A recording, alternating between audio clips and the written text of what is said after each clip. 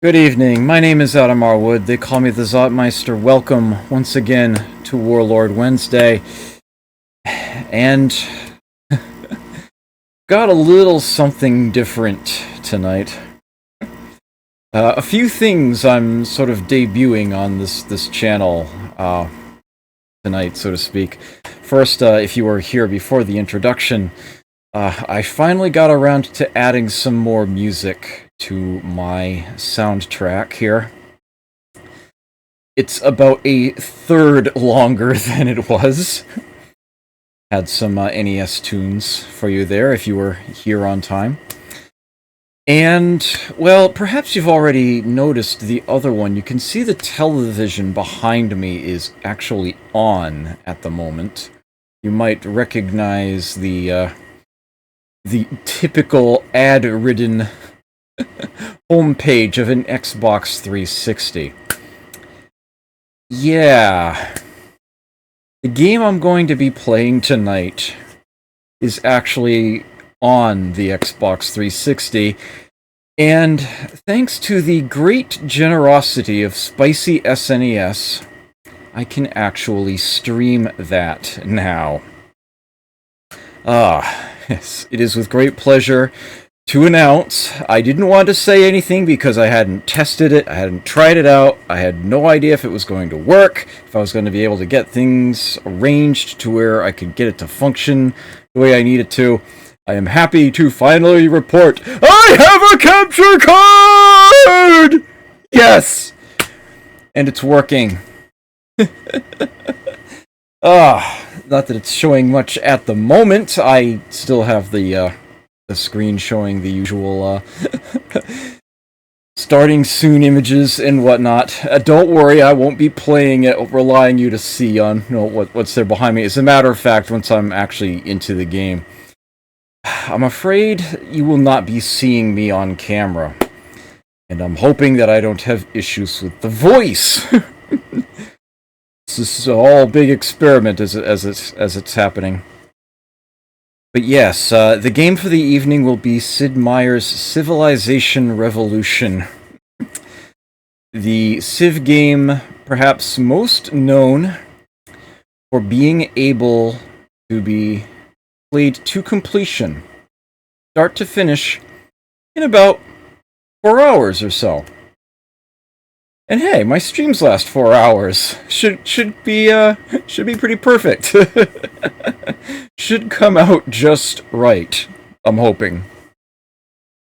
It is an Elgato Game Capture HD60, I think.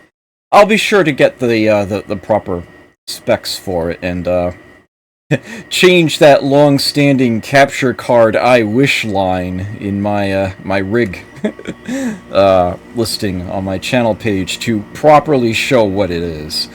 Yes, full credit to Spicy SNES. He does not call it a donation. He it's actually kind of amusing that he. I'm not switching to story time. This is brief. He said, I don't feel it should count as a donation because it was something that I had lying around, and basically it's, I don't need it anymore. It's really of no value to me.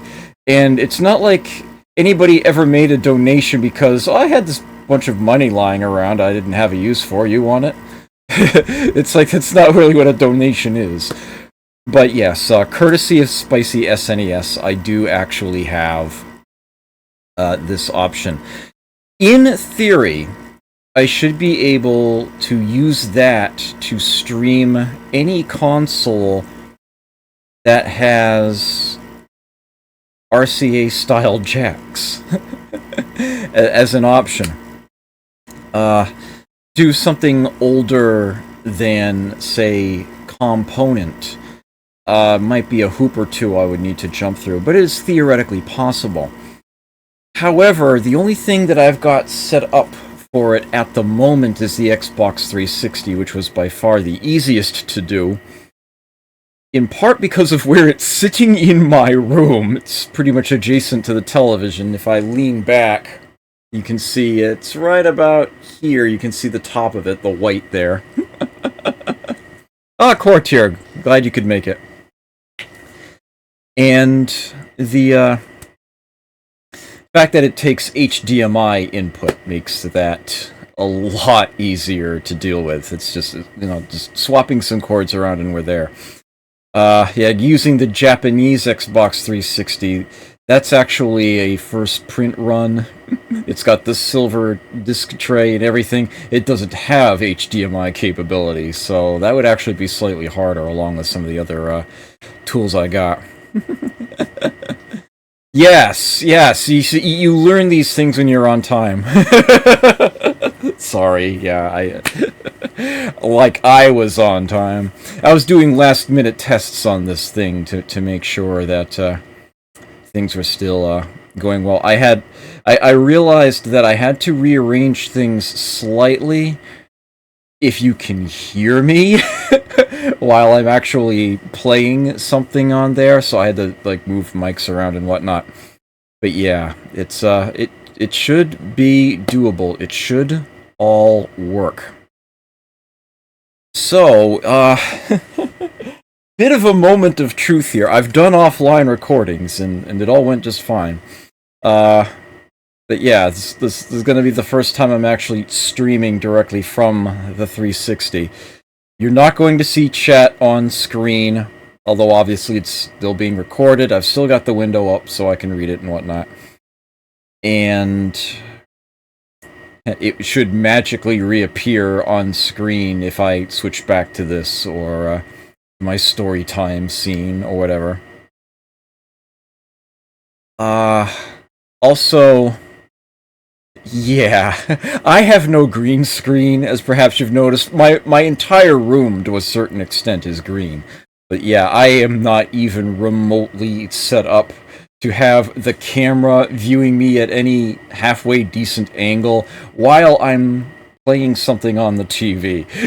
And I'm not going to just leave this image occupying screen space while I'm on the 360, so yeah, it's gonna be no camera.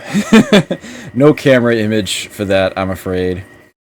So yeah, there's certain things you won't have on screen, like most of my streams, but maybe eventually I'll be able to figure out an alternative for that. But for now, yeah.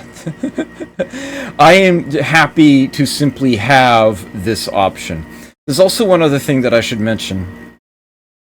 Due to the way that this external capture device works, there is a delay of about 1 second between what happens in the game and what actually gets sent to my computer. It's designed to actually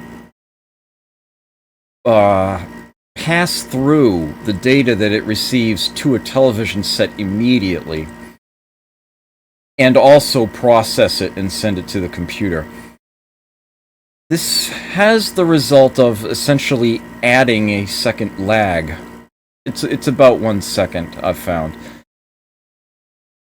Which means that I have to be careful when I talk, if I am particularly exasperated about something. Because you'll apparently hear me be shocked about something 1 second before it actually occurs.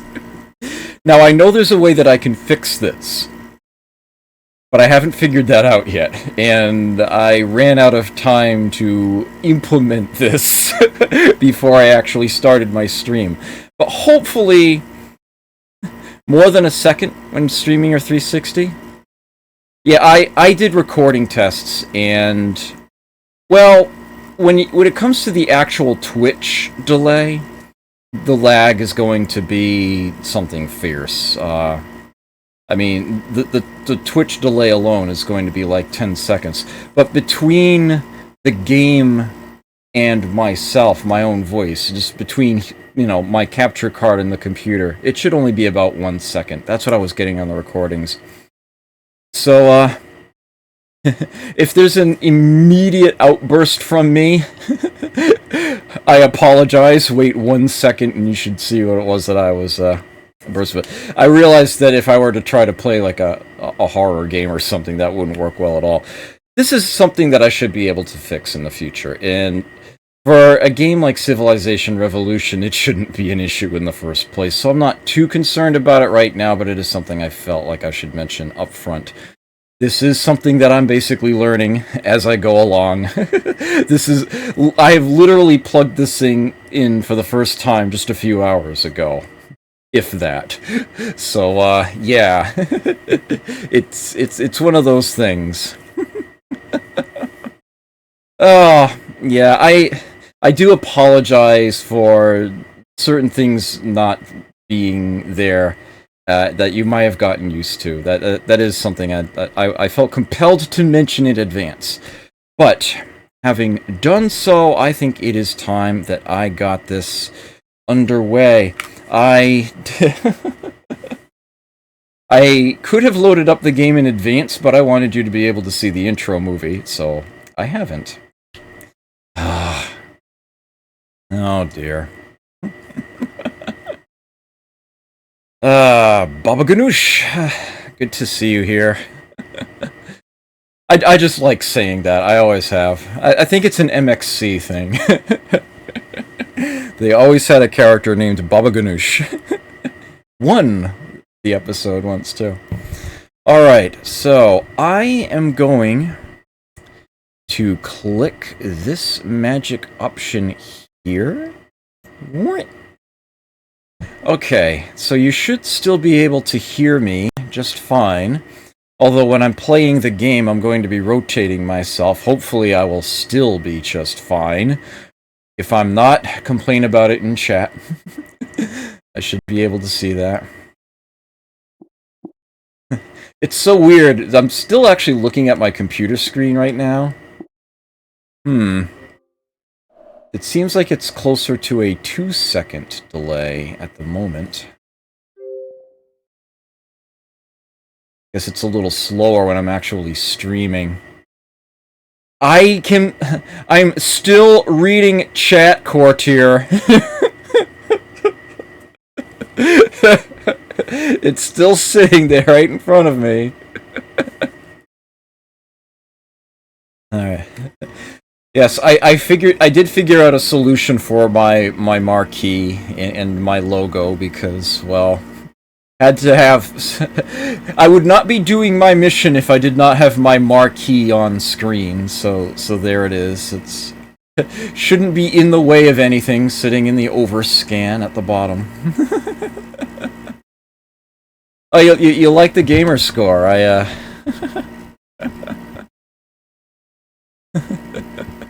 Yeah, I have a good number of people on my friends list with a gamer score double that, but it is all the same. It is a thing. Yeah, pretty big on that. Alright, I will let you watch this.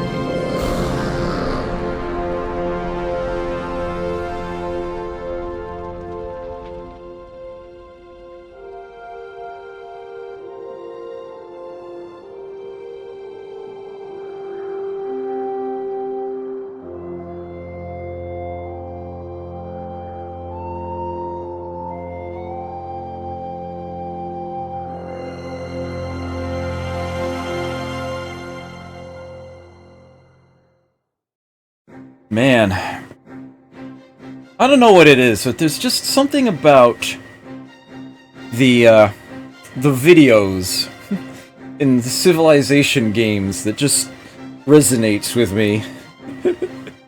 Feel the hair on the back of my neck stand on end.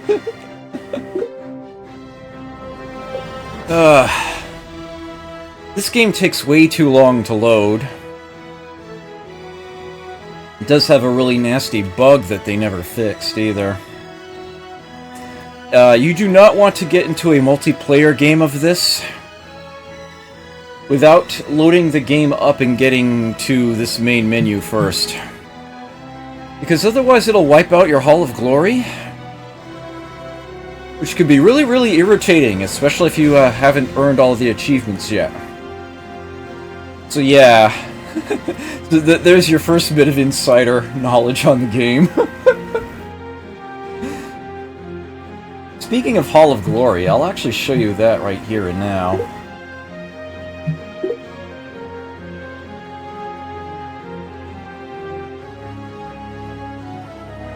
I don't remember the name of the music it is you're about to hear, but it's a great classic piece.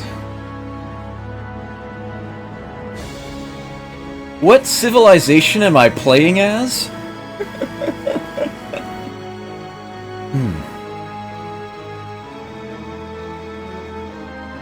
I'll get to that in a moment. I do have one in mind I am expecting to play.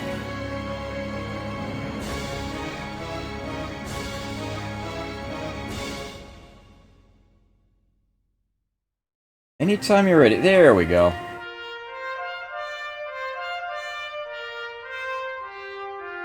So what we see here are the busts of the 16 different playable leaders in the game.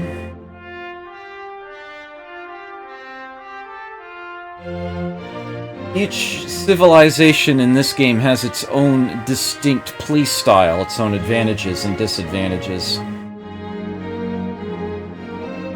The busts, as you can see, are mostly gold, but I do have this one silver one here. Because Alex just hasn't been showing up for me in games I've been playing on deity difficulty. The material a bust is made of is the highest level of difficulty you have beaten that player at. And I just haven't seen Alex in a game on deity in a while. So I haven't managed to get that one to go gold again yet. The icons you see below each bust, if I zoom in on Cleopatra here, for example, those represent the 4 different victory conditions in the game. There's cultural, military, economic, and technological, going from left to right. Just look up there if you... crossed swords is a military victory. And again, the material shows the difficulty you've beat it at. So yeah, I've beaten, at least since the last time my Hall of Fame got wiped out. I learned my lesson, I haven't done it again in quite some time.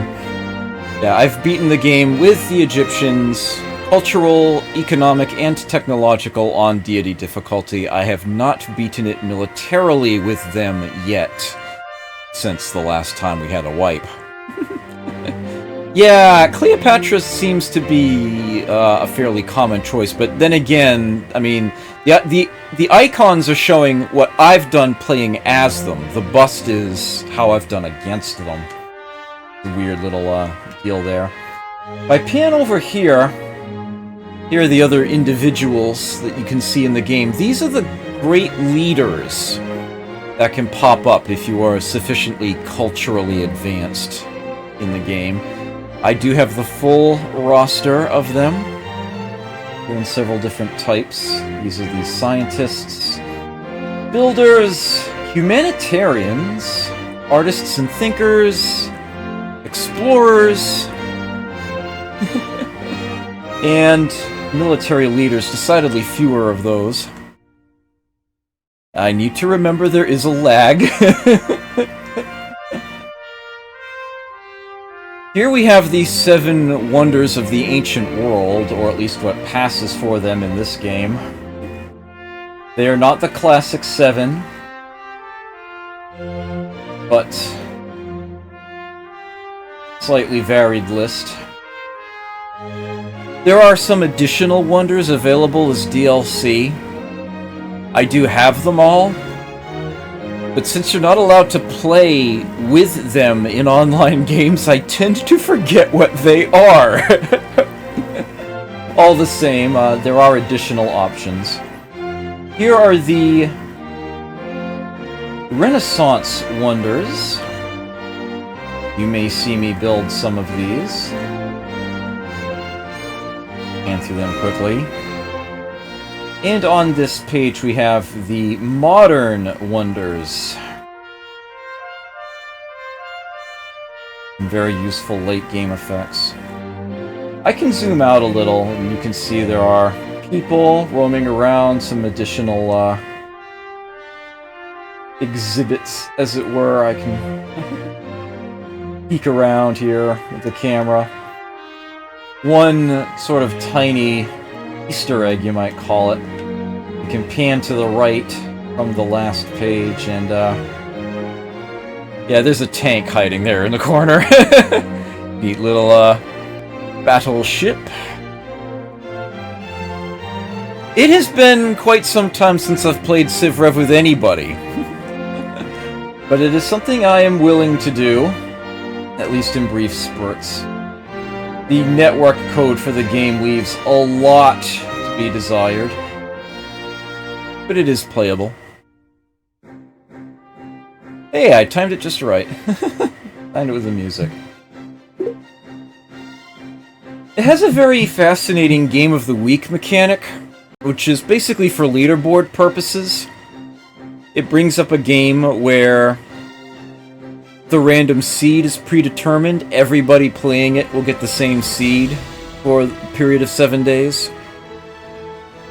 What it basically boils down to is people solving it like a puzzle, playing it over and over again, figuring out exactly where to move their units and when, in order to find things and win the entire game inside of like 12 turns. It's, curious. But there you have it. And there are a number of scenarios. I wish more of these could be played online with other people. Only some of the later ones are, actually. But, they do have an interesting variety here. Some of the game's achievements, in particular, are a lot easier to earn during a particular scenario or another. Very useful thing for them to have included there. But I will be playing the standard game, brand new one. I want there to be a challenge, but also a sizable chance that I will actually win. If I play on deity, it's going to be just maybe a little too luck dependent, a little too risky. And for me at this point, playing on King would almost be a little too easy. So, much like I did for Call to Power, I will be playing on Emperor difficulty. Maybe finding it a little more challenging than... Oh. A little more challenging than Call to Power would be for me at this difficulty, but I should be able to handle it.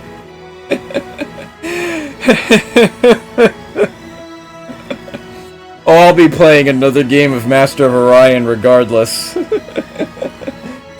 Next week is the plan, as a matter of fact, whether I win or lose this one.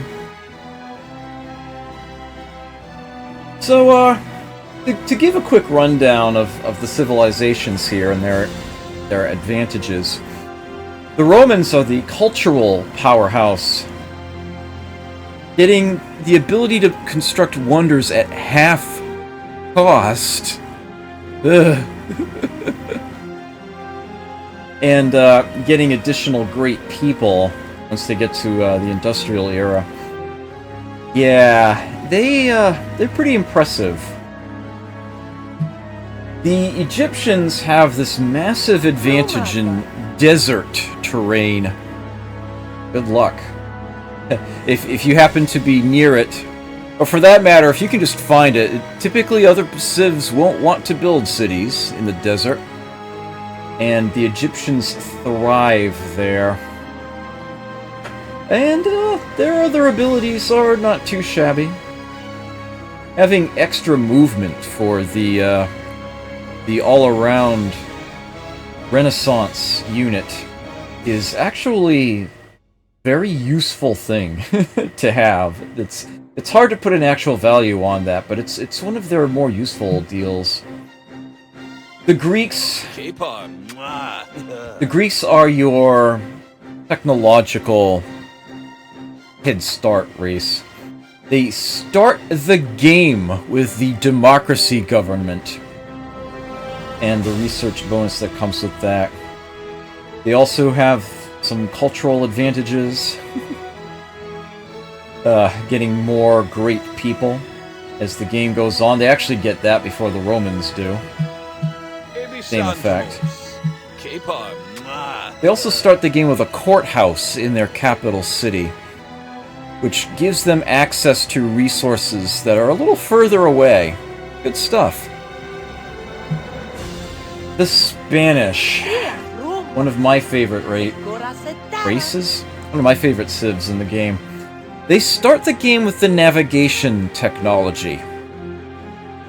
I'll go into finer details on that a bit, because I intend to play as the Spanish here.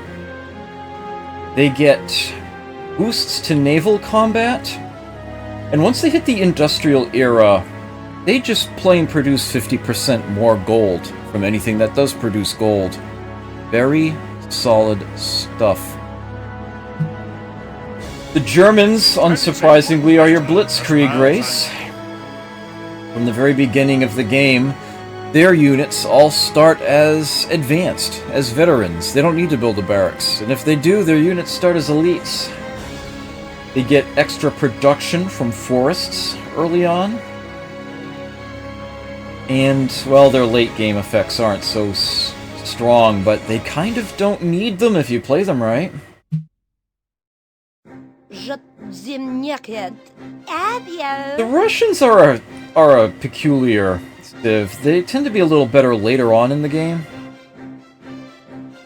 They have defensive units, instant elites. They start the game with the loyalty ability for a sizable defensive boost. Not too late into the game. Half-cost riflemen, though. That's something that you can use for a very strong mid-game offense. Build up a nice army. And half-cost spies late game can be a serious game changer. That can be huge.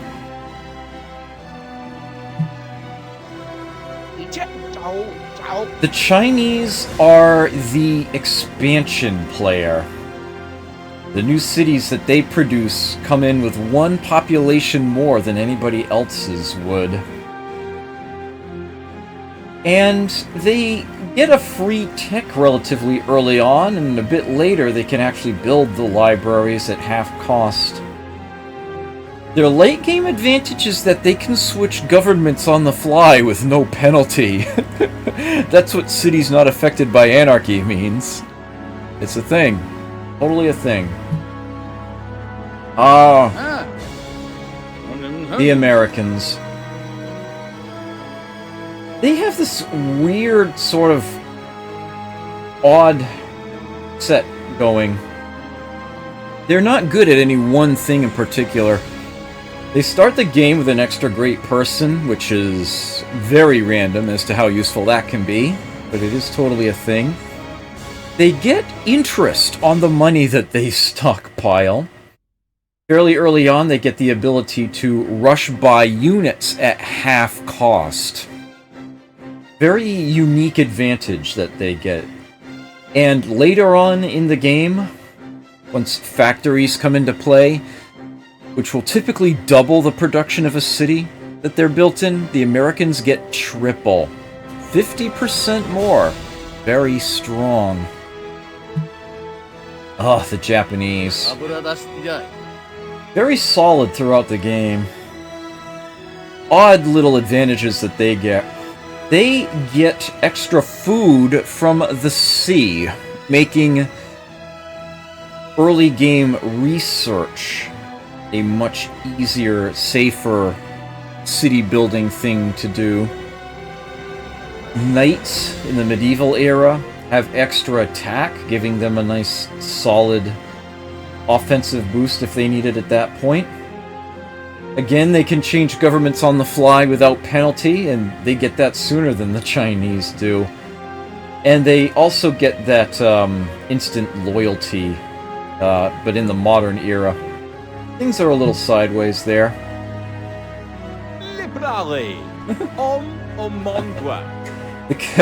The French start the game with a cathedral in their capital city, which means they build up culture very quickly, faster than any other civ can hope to do. And once you get to the industrial era, their cannons are brutal! Absolutely brutal.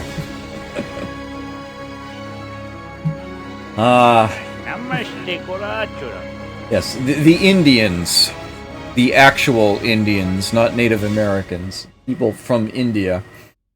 They have the very unique advantage of being able to use all of the special resources that appear on the map without needing to get the technologies that are usually prerequisites for them. Some very powerful effects can be had if they can get their cities built near them. It's like, oh, uranium! Hey, yeah, we can use that in the ancient era. Sure, of course we can. Very powerful effect. And they can change governments on the fly without penalty from the very beginning of the game. Which would mean something if they had any other governments. Oh, look, as soon as they hit to the medieval era, they are immediately gifted the ability to switch to a fundamentalist government. Funny that. So yeah, they have a very powerful early game, but in a very unique manner. In case they happen to need it later on, they can build settlers at half cost and courthouses to reach those extra resources. And then we have the Arabs, who begin the game with a fundamentalism. A massive boost to their caravans. They get gifted the catapult fairly early on. Both the classic horseman and their updated version, the knight, get an attack boost later on. They can be tough to be up against early on. Fundamentalism is a very strong, offensively oriented government. The flip side to that, the Aztecs have a very strong defensive game early on. Their units can instantly heal themselves whenever they win a battle. It's like, no, I did not lose 2/3 of my hit points. At least not permanently. I'm right back to full health if I win. Wrong stuff. They have a little nest egg of gold to start the game with. They get the 50% gold boost that the Spanish do, although a bit later. Their temples produce research points. That's that's the thing. The Aztecs are a very strong race. I am very I really do like playing as them. I think I actually like playing the Zulu even more.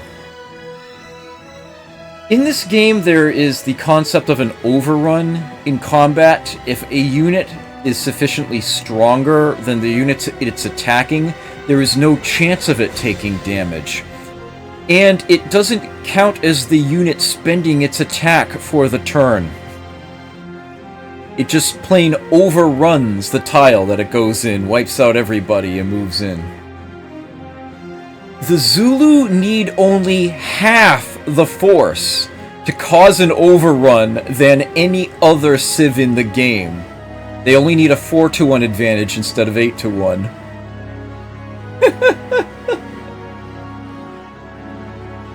They have their ancient warriors move faster than anyone else, and they have the very unique ability that their cities grow twice as fast once they get a certain number of techs. They also have that gold boost the Spanish do. They get it at the same time. And if for some reason you still haven't won the game before you get to the modern era, half-cost riflemen to keep yourselves alive. Very, very unique. Very fun to play. Oh. As you might imagine, the Mongols are a very offensively oriented race. They get a bonus. Whatever trade you get from a captured city, the research points or the gold, they get a boost. A 50% boost on any city they steal from another player. And as a matter of fact, any barbarian village that they take over, instead of getting some random boost, like a chunk of gold or what have you, a free technology or whatever, they get a city out of it. Ambu Lion, hello, good to see you here. Their horsemen move faster than anyone else, and in the industrial era, they get a very nice production boost from mountains if for some reason you still need that. Ooh, it's Robert. And then lastly we have the English, which start the game in a monarchy. Nice cultural bonus there. They are the defensive naval nation, with boosted archer defense to keep them alive early on. That's actually very strong. A boost to naval combat, extra production from hills later on. And in the modern era, they suddenly become a serious force.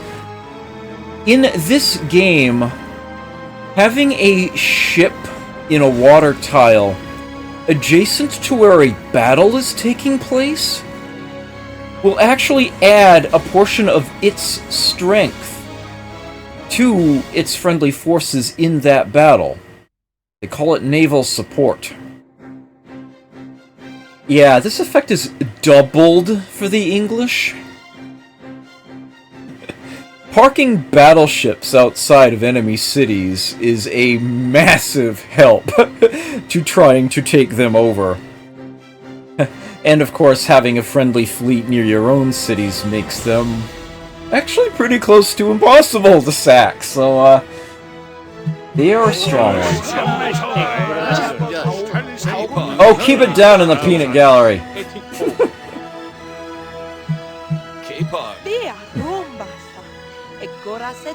I will be playing as the Spanish because I feel they have some of the best advantages in the game for my own play style.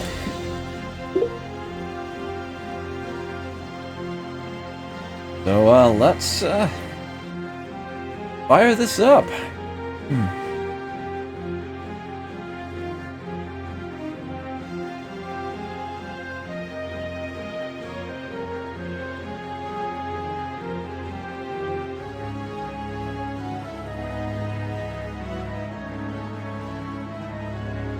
That's quite the Simlish spam, yeah. Yeah, it kind of was.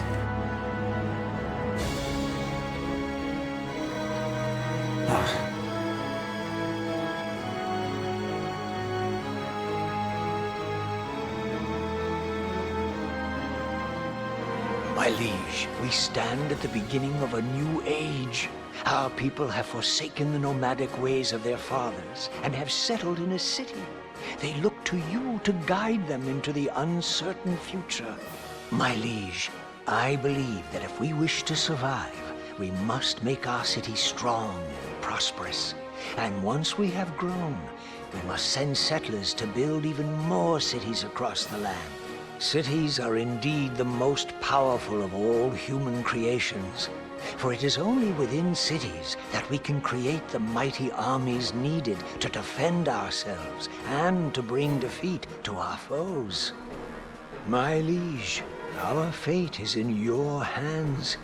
Will we be a warlike people, striking fear into the hearts of other nations? Will we be peaceful and cultured, an advanced nation of philosophers and artists? Or will our wise men and scientists chart a course that will bring us into a glorious future of astounding science and unimagined technology? What will the future hold for us? Will we be yet another forgotten people, a mere footnote in the annals of history? Or will you prove to be the greatest ruler the world has ever known, and build for us a civilization for the ages, a civilization to stand the test of time? My liege, our people await your orders. I haven't let that play in a long time.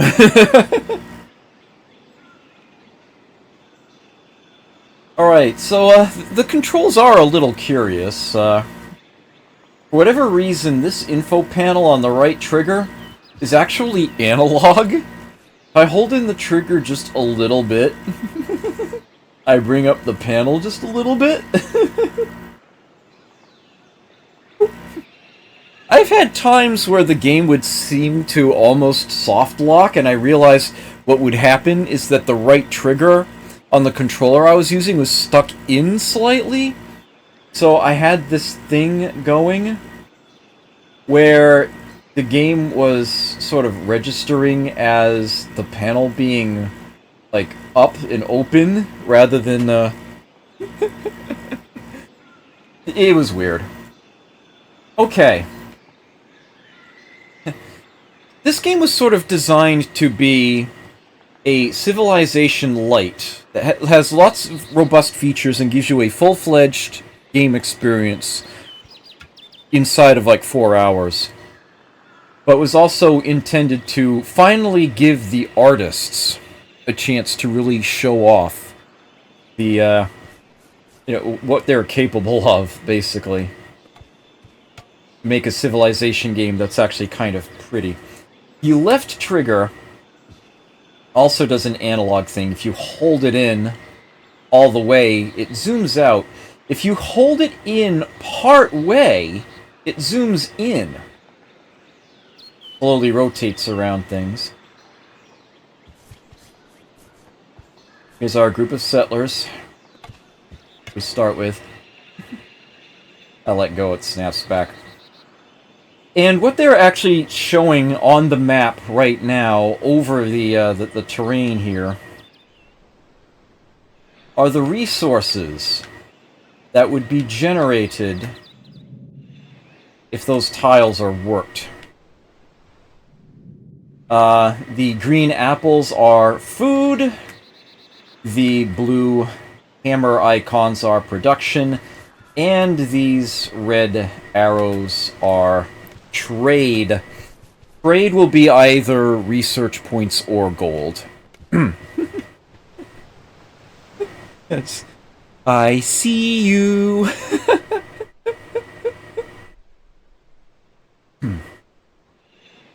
Now, I have something of a choice to make.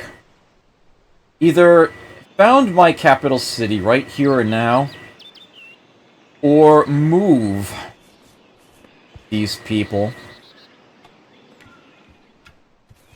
where I might have a greater potential. I can tell you this much. You can see a little further out. The classic city radius doesn't apply to this game right away. I will only be able to work the tiles immediately around where the city itself actually is. To be able to work tiles a little further away, classic city radius, the city needs to have a courthouse. That's what that does. There will never be a special resource on the map within the courthouse city radius of where they start your settler unit. If I move it, there is a chance. If I move to here, there might be one somewhere in here that my capital would be able to use later. However, looking at what I'm looking at right now, I'm thinking I don't want to try this. I don't want to take the risk. I don't have a one food plains nearby to slow me down. I see there's another landmass nearby across the water. I see there's some blue here.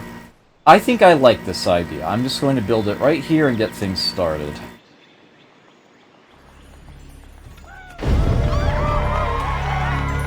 I should mention that there are always exactly 5 players in the game to start. Never more, never less. It's not an adjustable option. And the map size can never be changed. It is always exactly what it's going to be. Apparently I'm close to the south end here. The world is always cylindrical. There's the bottom.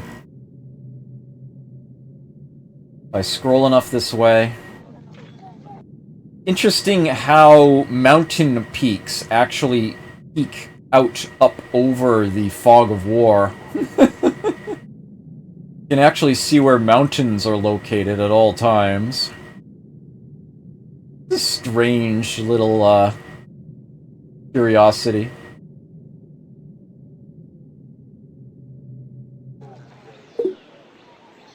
Alright, so left bumper will zoom in on my city here. By default, it's going to be one person on food, one person on production. And, well, you may notice that there's a different icon in the water. You're seeing beakers there. That represents research points. And I can hit the Y button to swap that to gold. That instead.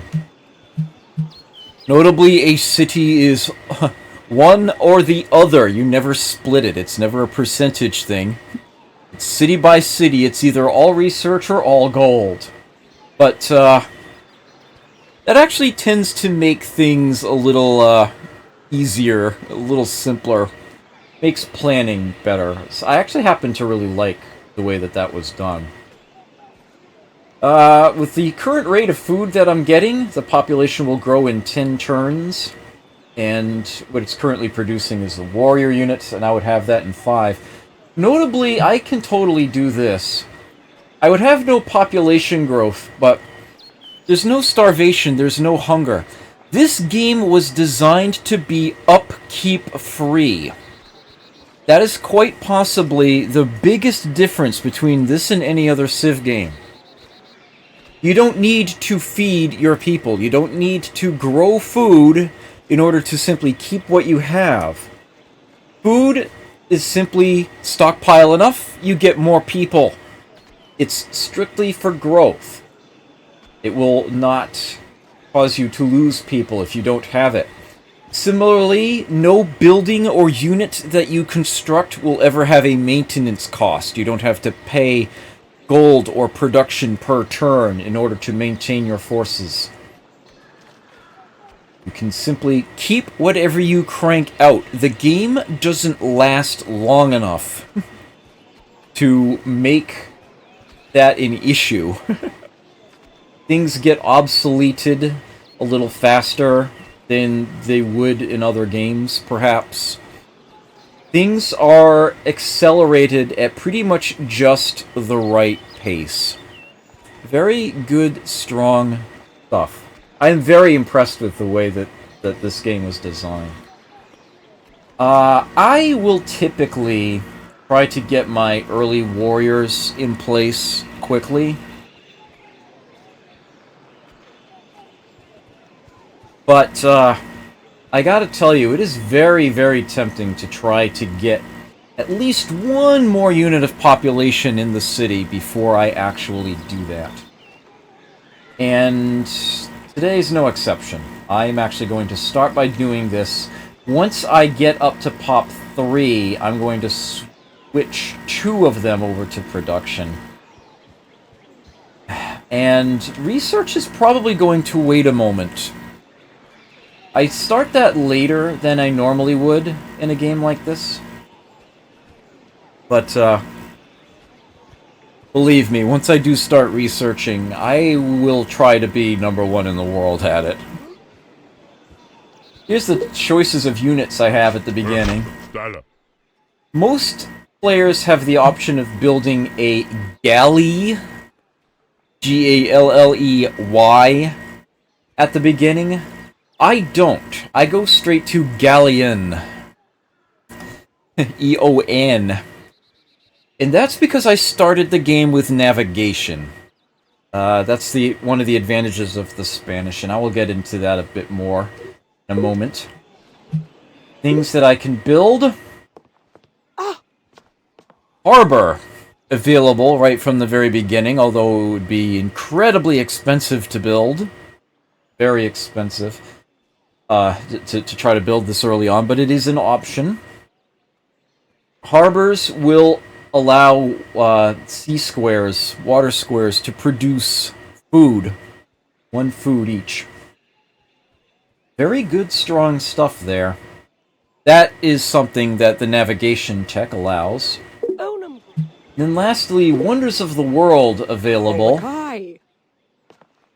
Stonehenge is available very early on. It might actually always be available at the start of the game. The Great Lighthouse and the East India Company are, trying to remember, is navigation required for the Great Lighthouse? I'll be looking that up in a moment. The Great Lighthouse is a DLC wonder. That's what the little 1 in the corner is. It's from the first DLC pack. Wonders. That allows galleys to leave coastal waters. Normally they can't go into the darker blue at all. Build the Great Lighthouse and they can. Galleons can automatically as well.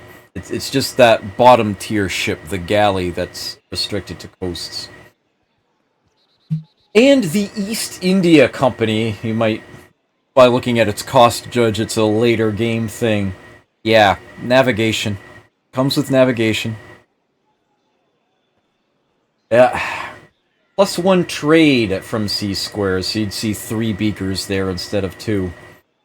So yeah, between the harbor and the East India Company, it's a lot of production, but the Spanish get first crack at very powerful boosts to sea tiles. Very good stuff. Stonehenge actually boosts temples. It does have an obsolescence tech, but unlike Call to Power, you cannot obsolete your own wonders. It would... Once somebody has built Stonehenge, it won't become obsolete until some other civ discovers literacy. You can see in the description up at the top there, it's actually saying when it would expire. You can get... If you've built Stonehenge, you can build...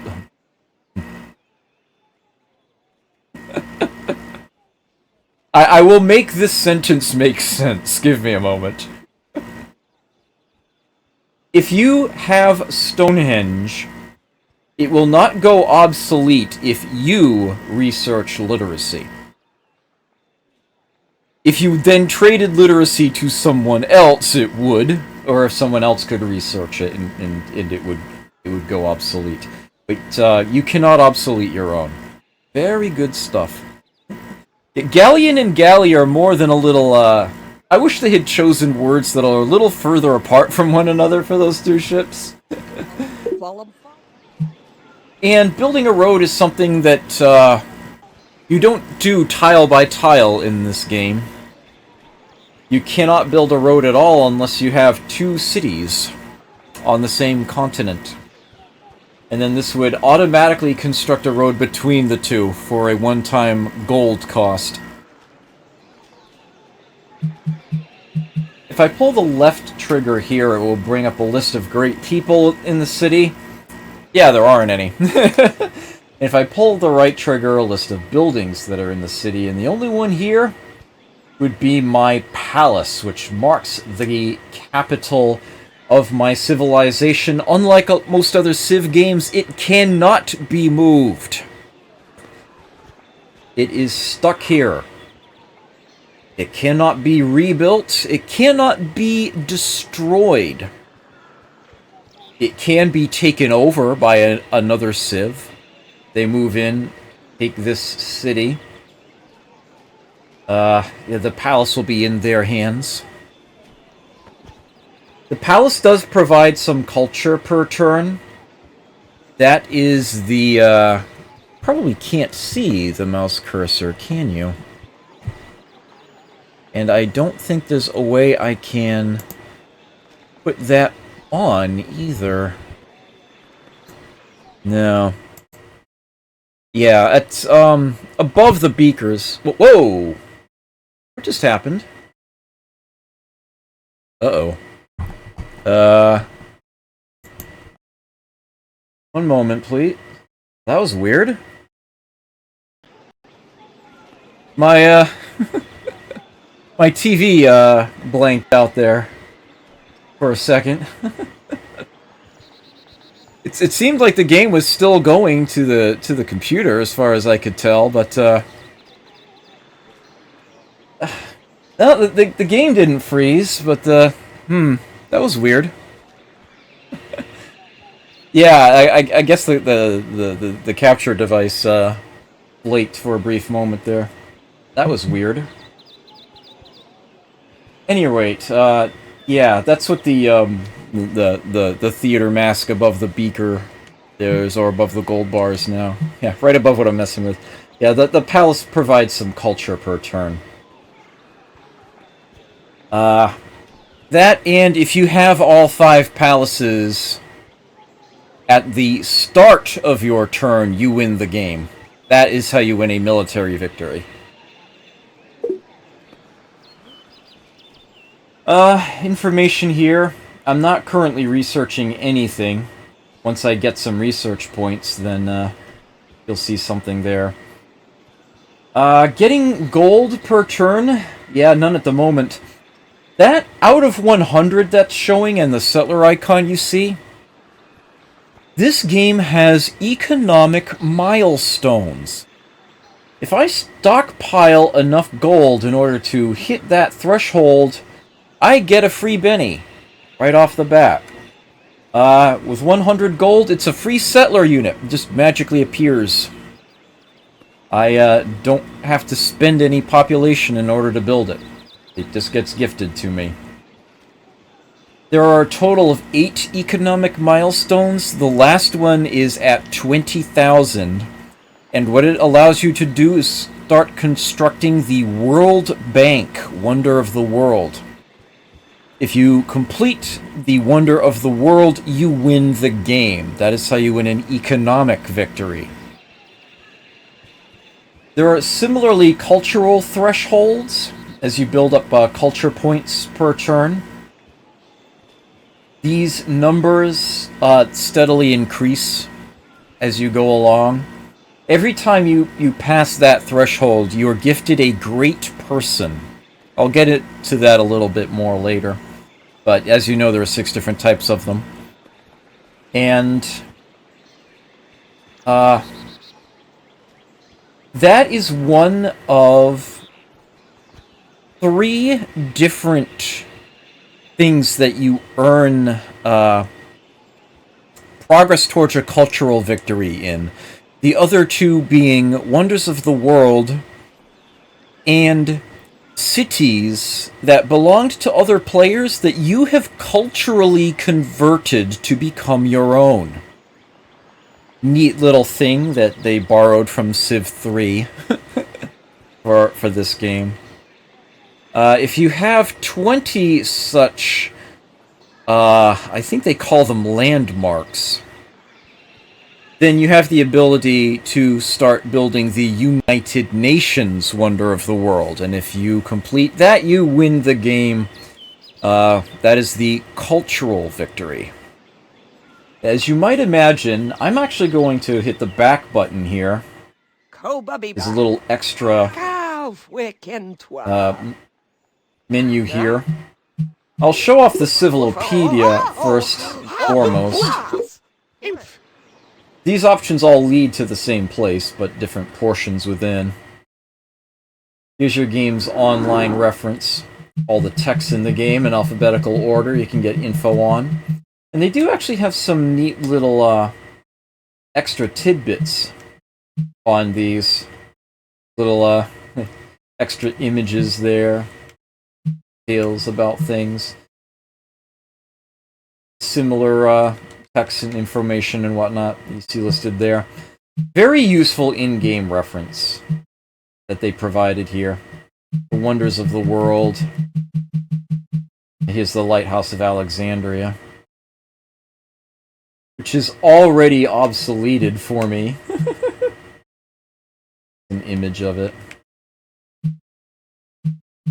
I'm pretty sure that some of these things are actually videos rather than just pictures. The rebuilt Globe Theater. So yeah, it's a useful thing to have. The great people. Various concepts in the game that don't really fit in anywhere else, conveniently.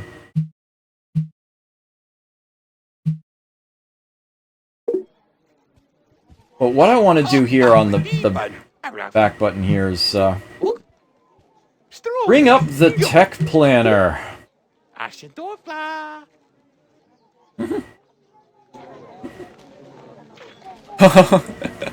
Yeah, there are certain different advisor animations, and they have the tendency to shove each other out of the way. It's actually very entertaining.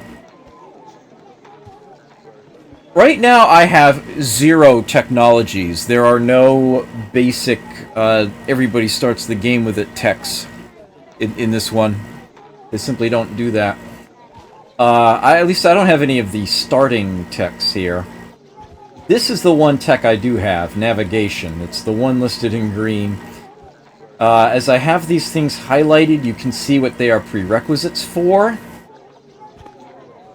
It is built... it is a little weird.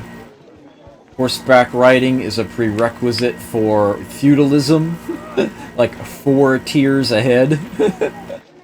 Mind you, feudalism actually requires monarchy as well, which is only 1 tier back, so yeah, that's a thing.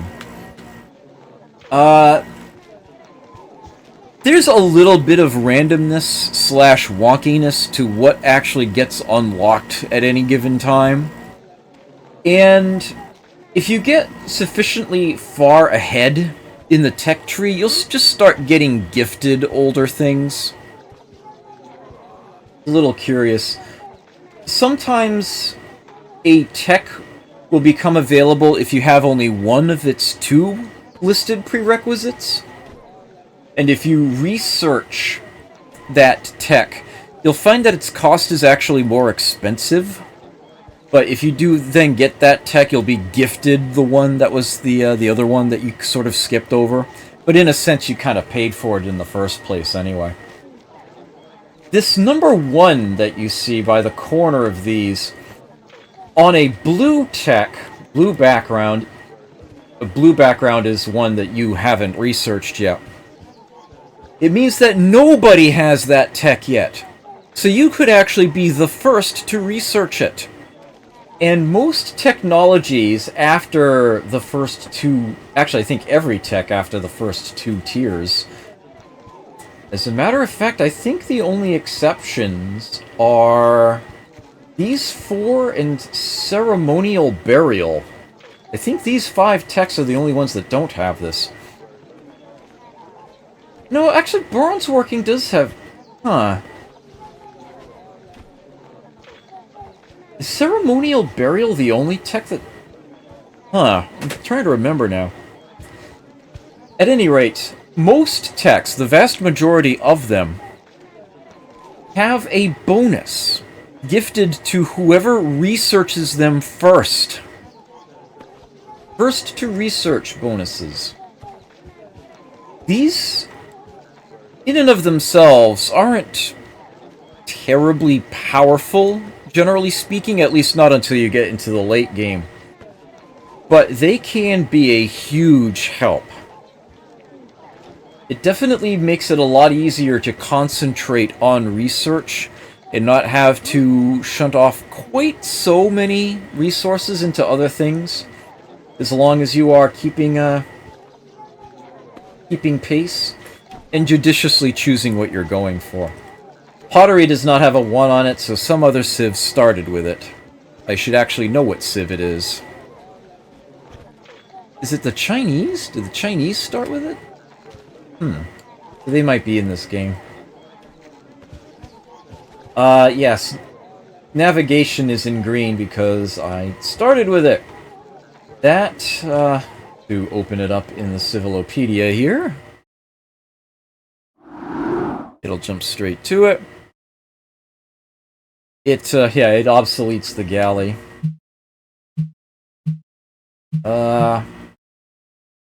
Yes, allows for the construction of harbors, the East India Company, use of the whale resource.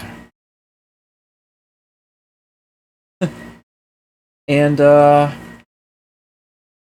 as a prerequisite for Dagama showing up as a great person, or at least makes it more likely that that's one that you get. Mathematics was a prerequisite for this tech, as was writing.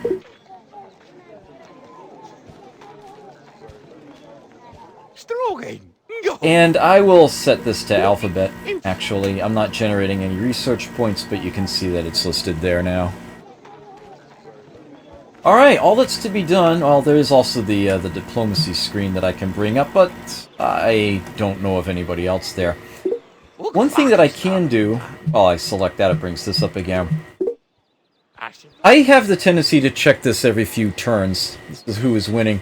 This lists the 4 different ways that you can win the game, and how you're doing in them. Indeed, how everyone is doing in them. Cultural victory, yes. Great people, wonders, or converted cities. 20 in all. You can build the United Nations. 20,000 gold pieces will be the 8th milestone. You can build the World Bank there. How many palaces you control. And this is how many techs you have. But the technology victory is a little different. If I bring this up one more time... real quick. Or at least as quick as the game will allow me to. And scroll all the way over to the end. It's actually here. The space flight technology. This is what allows you to start constructing spaceship parts. Build enough of those to construct a ship, and send it to Alpha Centauri, and not lose your capital while it's en route. And you win the game. That's how you get the technology victory. It is in fact a space race. It is possible for someone to build a ship that gets there faster than yours does if you're a bit lazy in constructing pieces for it. Just one of those things. Alright, that's about all that I could show off. The game's first few turns, it will just automatically end turn on you. The first 5 or so, it will, or 10, it will just automatically skip through for you. Because the game knows better. It knows you're not going to be doing anything else. Alright, we're up to 3 pop now. I can work 3 of these tiles. I want to get some early production in. I want there to be units on the map, so I will, that process started. I will probably build 3. Going to at least skip through for some of these.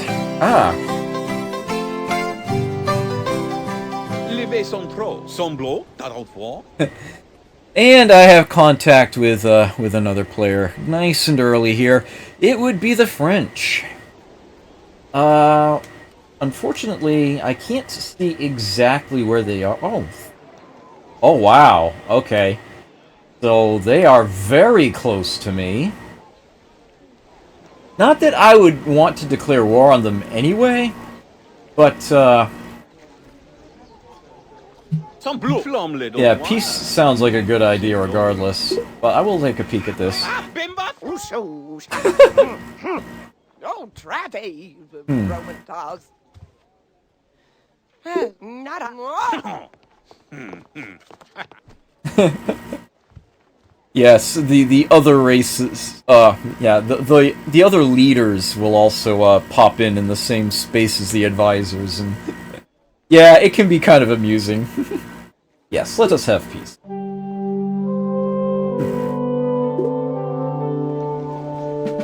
Alright, so if I hit that right bumper, they are listed up there now. If I bring up the old Who is Winning tab, they are now listed. Yeah, the gray bars are other players I don't have contact with yet. Yes, each civ in this game has a color pre-assigned to it. The French are always cyan. The Spanish are always lime. There's one other player in the game that has one tech. Oh, that's right, the French actually start with pottery, come to think of it. You can do dealings with them. They can offer tech trades, 1 for 1. You can either agree or not. It's possible to initiate technological exchange yourself, but if you are doing so, gold serves as an intermediary. You are basically buying and selling techs. And yeah, they will always pay you a lot less and demand a lot more, but it can still be something beneficial to do from time to time.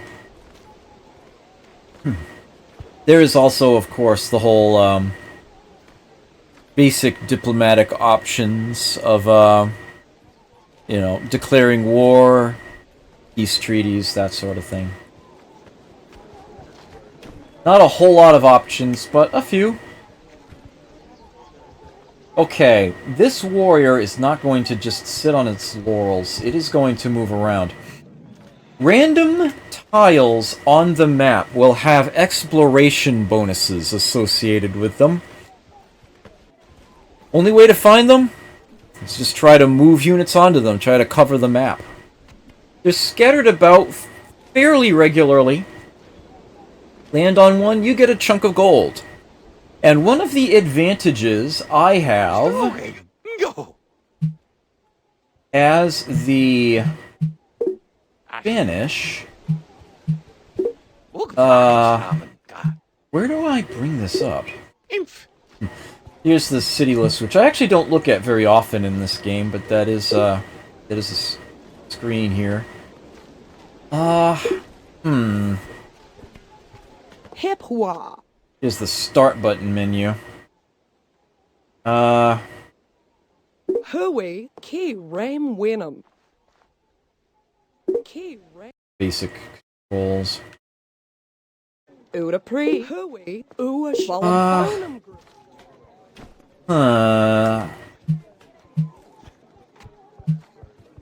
Don't think it comes up most times during the... I guess I'd have to look it up in the Civilopedia. Actually, I may as well just do that while I'm at it.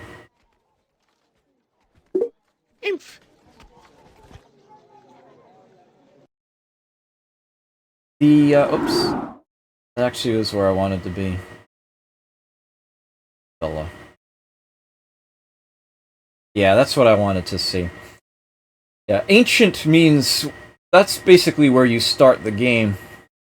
Exploration cache doubled.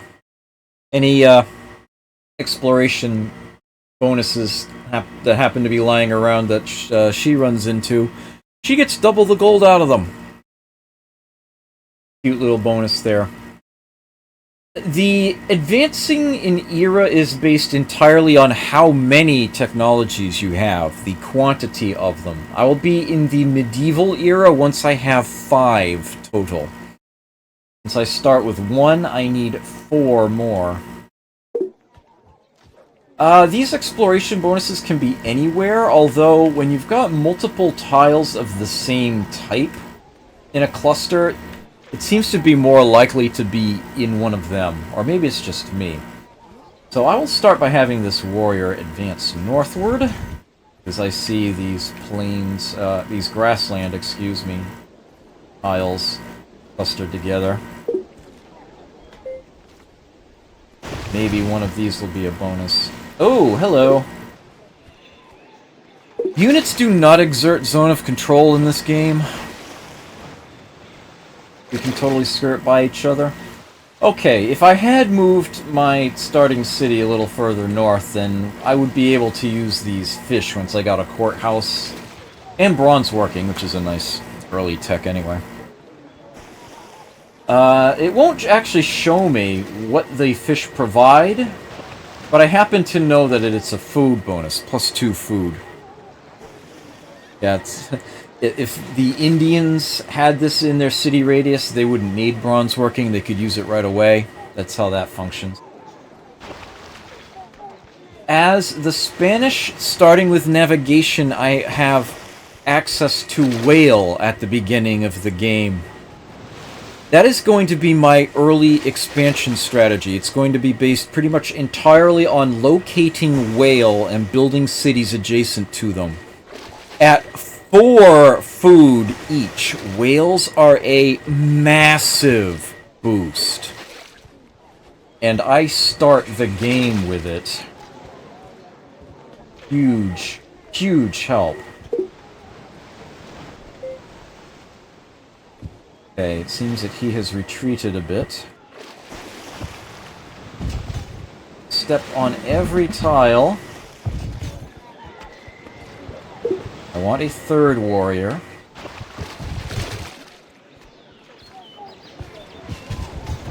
Well, the 3rd one's probably just going to be staying in the city.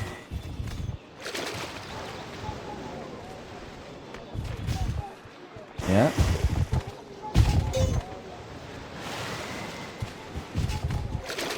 Kill a mountain over there.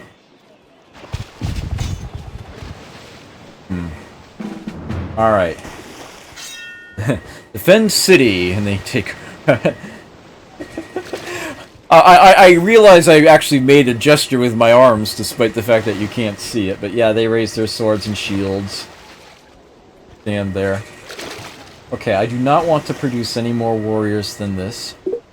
What I do want to produce is a galleon.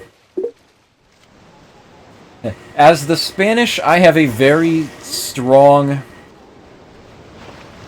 want to have a ship early on, in particular. So I shall get that started up.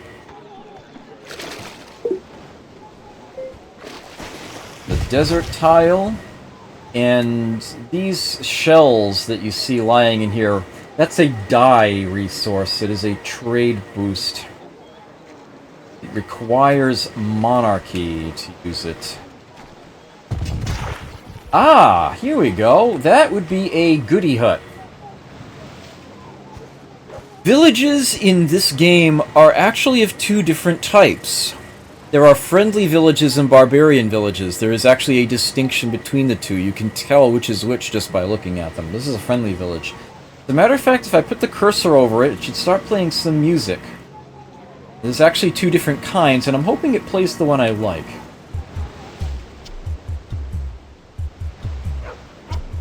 Nope.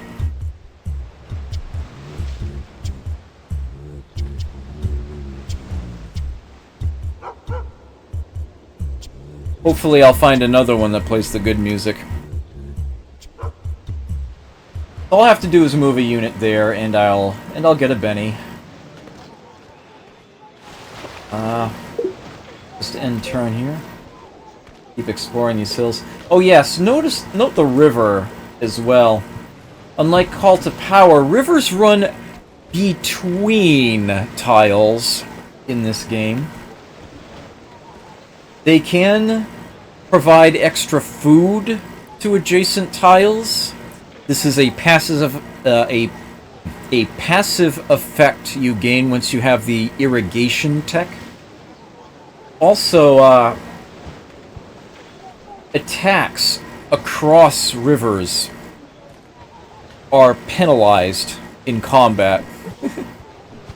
So they can be a defensive assistance. Okay, so there's a whale. Excellent. I am going to want to build a city around here as soon as possible. I would also mention that when a village, barbarian or friendly, is removed from the map, it is always replaced with a special resource. Always. 100% of the time. So a city built here, where this unit is sitting, will have immediate access to the whale, plus whatever is under there. Oh, it's playing the good music now.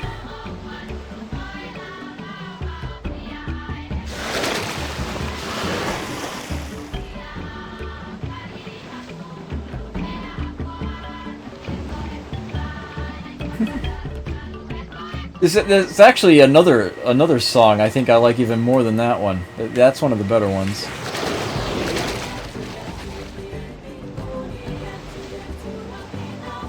Here we go, this is the one.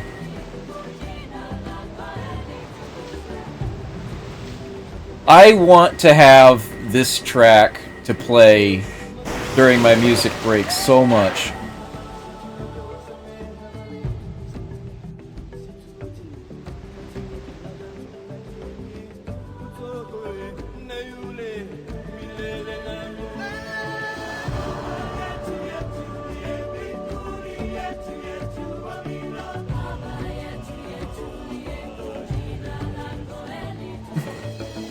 Alright, that's enough of that. I love that, though. Yeah, that is going to be a place to build a city. Once it has a courthouse later on, can access that die as well, so, that's where city number 2 is going. Done deal. Done deal. There is one disadvantage to putting the city there, and that it's adjacent to a hill. The problem with that is that if any enemy units get onto that hill and then attack my city from it, they get a combat bonus. Hills get a defensive bonus if you're sitting on it, and they grant an offensive bonus if you attack from them. Interesting little mechanic there. Oh, there's more fish down here, too. Man, if I had moved in either direction, I would have had access to fish. Unfortunate. Oh well. At least if I build another city, there'll be less overlap. In this game, if cities overlap, it simply means that only one or the other can use the tile.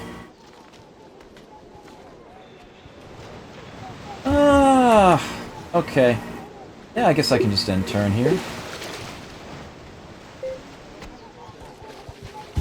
Ah, here we go. There's an exploration bonus. Exploration bonuses actually slowly creep up in value as the game goes on. But, generally speaking, the earlier you find them, the more useful the gold is to you at that point anyway. El Dorado River. Sounds like fun. And let's visit this village. Ah, 25 gold pieces there. Plus, they know where an artifact lies. Okay. That's nice. Unfortunately, it's one of the crappy DLC ones.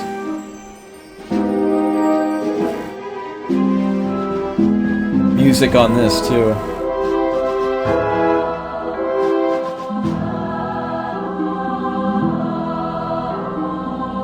Okay, so, a bit about artifacts.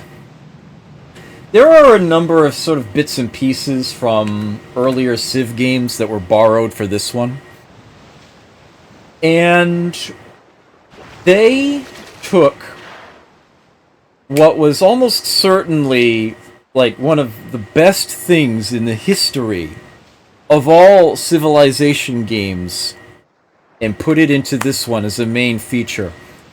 And I am referring to the discoveries from Civ 2 Fantastic Worlds scenario, The World of Jules Verne. Just by exploring the map, you find unique things. And if you are the first to get someone to it and discover it, you get a very nice boost, a very nice bonus. Perhaps the greatest advantage that the Spanish have in starting the game with navigation is that they have a lot more latitude for getting around the water to begin the game with and finding artifacts.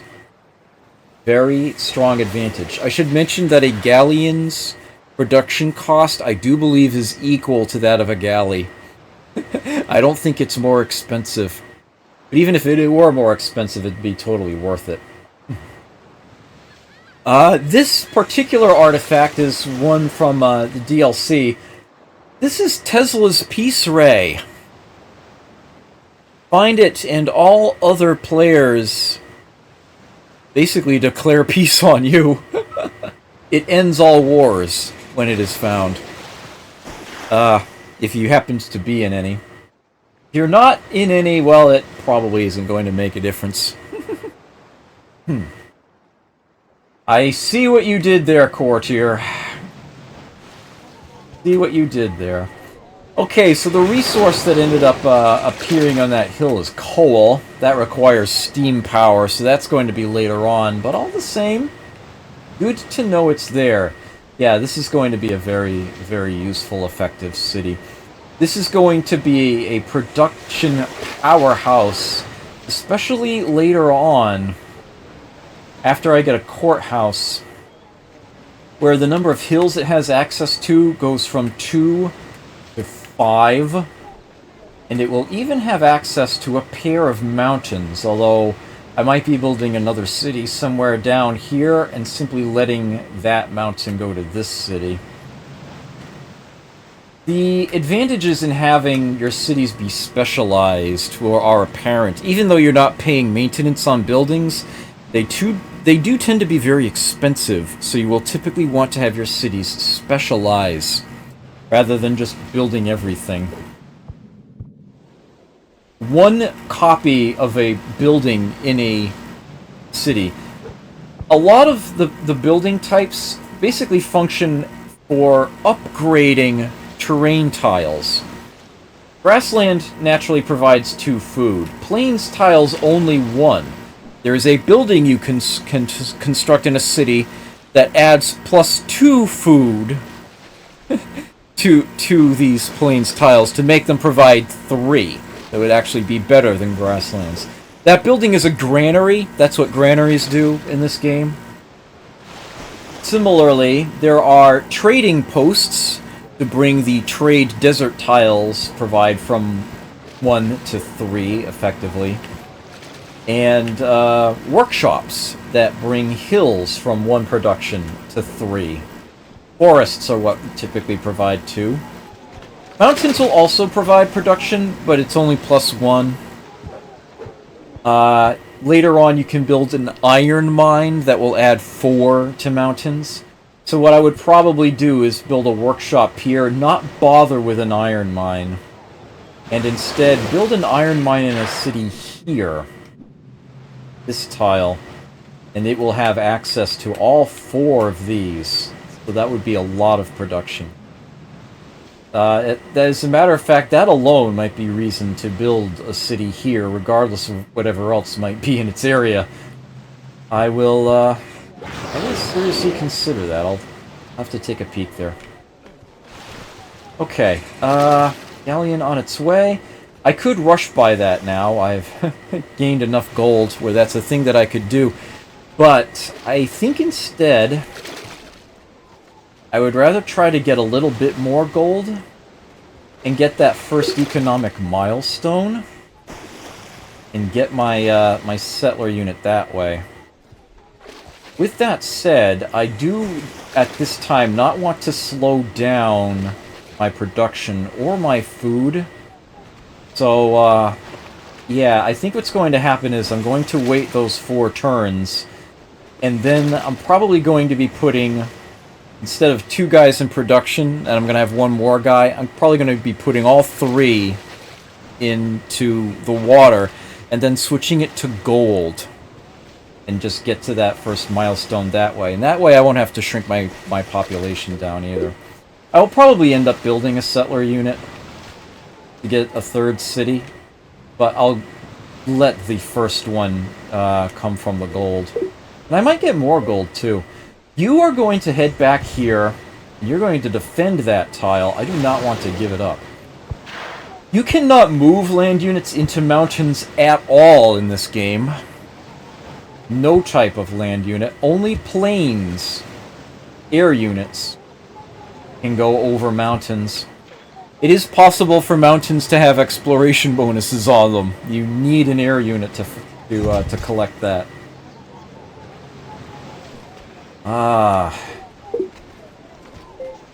If you simply hold that tile, you can keep exploring. I'd like to look this way first. Oh! Hello.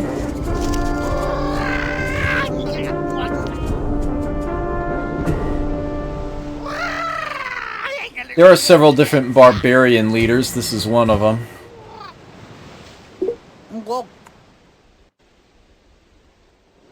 Darn, it's like right where I would have wanted to, If I were to put a city here, I would effectively be destroying the good that's under it. You don't actually work city tiles, you don't generate resources from the city tile itself, unless you have people not working the land at all. You can see if I sent someone in at the bottom left corner, it'll say work in city, 1 hammer. Anyone that you have not working the land will essentially work in the city itself. You can see the little black hammer banner hovering over the city now. And it does a weird thing. What you get is actually based on the population of the city. How many people you have potentially working. For the first 6 people in a city, all that you would get is a hammer if it were to work in the city. Each 6 population above that, it adds 1 trade. So if you had 8 people in a city, 4 of them working in the city itself proper rather than working the land around it, what you would have is 4 hammer and 2 trade out of it. 4 production, 2 trade. Because it takes it from the high end first. You've got 2 people that can generate 1 trade each, and then the other 2 are forced back to 0. Once you have a very large population, and you might not be able to work the entire land around it anyway, you can actually get a nice amount of trade out of just simply working the city. The maximum size for a city in the game is 31. 31 population. Seems like a very strange number unless you think about it in terms of a computer.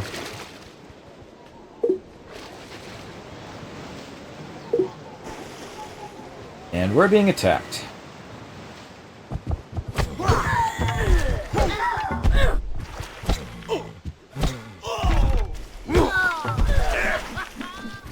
We got it. Yes, the number of flags they have showing is actually how many units they have stocked up. Barbarians in this game do actually, like, generate from villages. They are going to spend their turn healing. Get that figure back. I'll have that galleon next turn. Okay. As advertised, do this for the moment.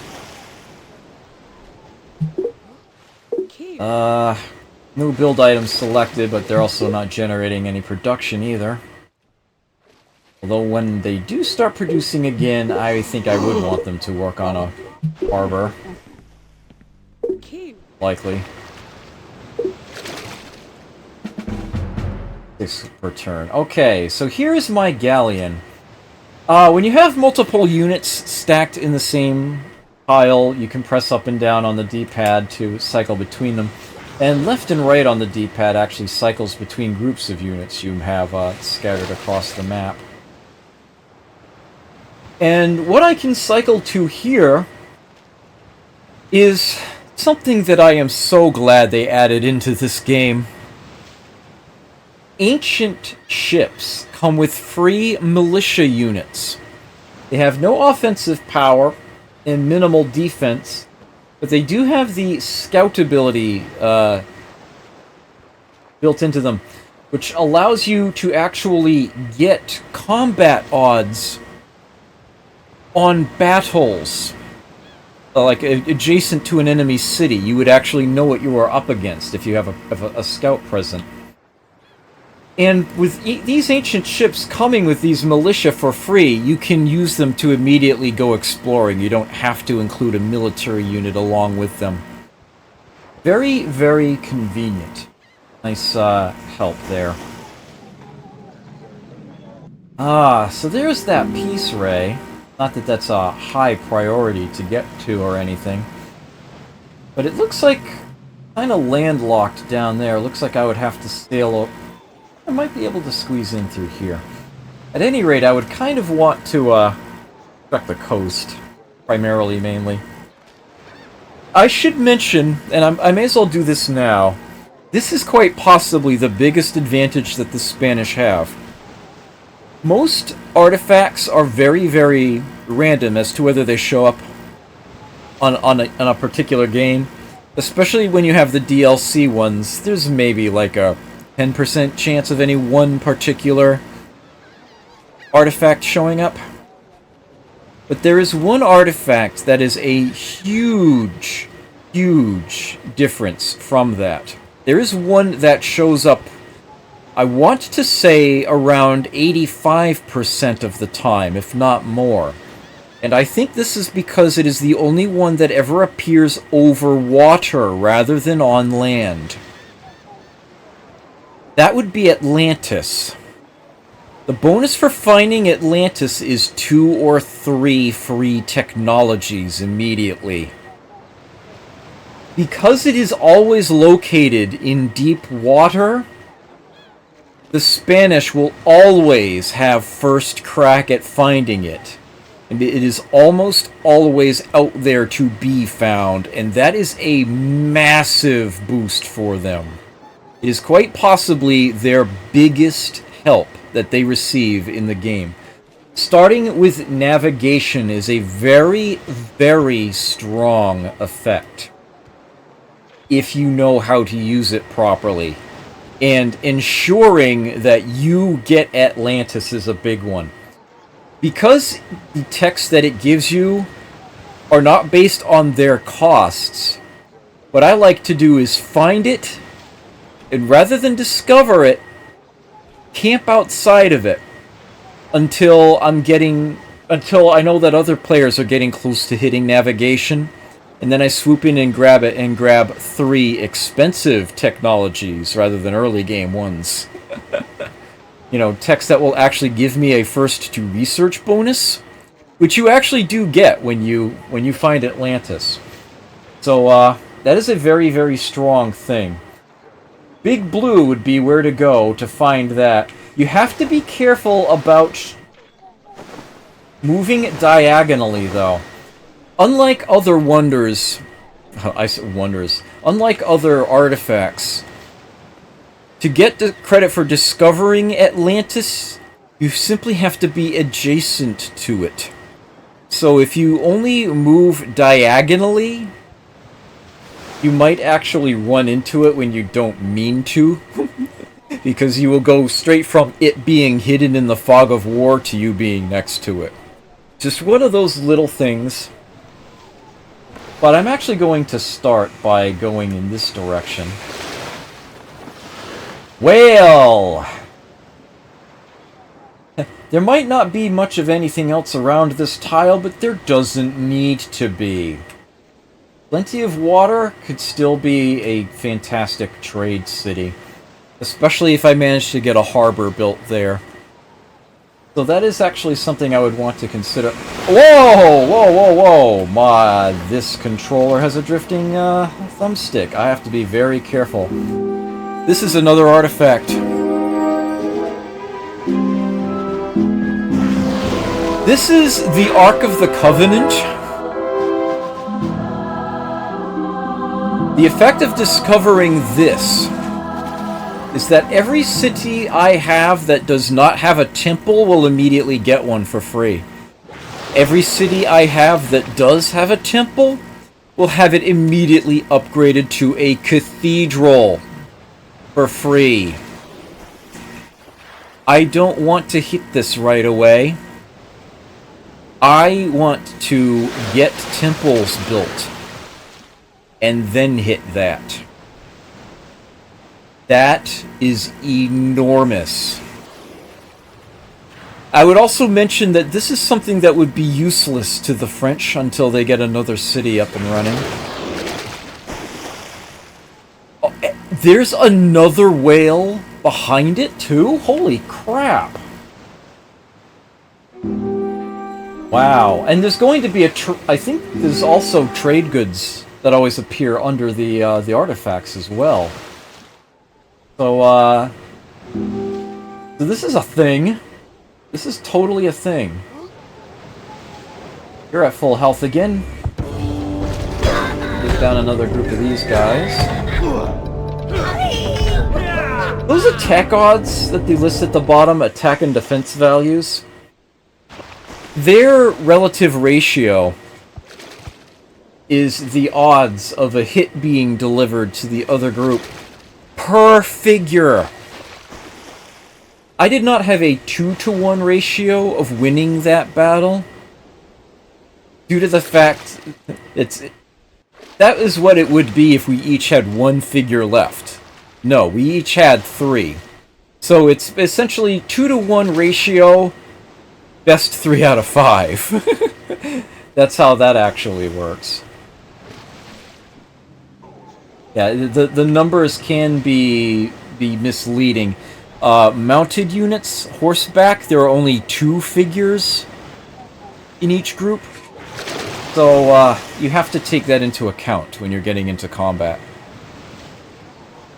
Certain advanced units, there will only be a single unit, just the one.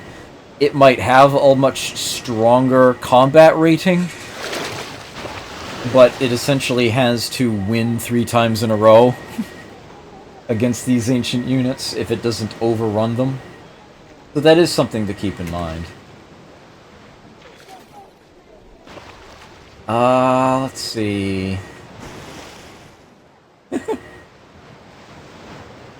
Well, actually, I can't... No, I could actually get both whales in one city. I guess I just have to wait and see what's under there. That, and if I were to put it here, if I were to build the city right under there, I wouldn't be able to use the whales until I actually have a courthouse in the city. I would not be able to use them right away. I would rather have 2 cities, one each on a different different tile. All right, I need to watch the French carefully. They're going to want to expand out this way, no doubt. Yeah, okay. Peek a little further north here.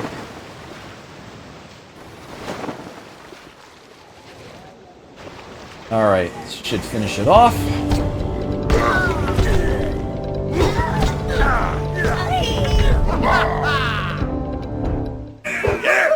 And that was 3 wins. They are now veteran unit.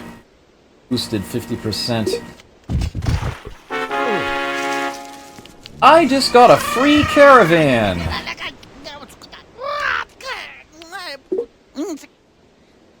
And another little, reward. They've shown me where another barbarian village is.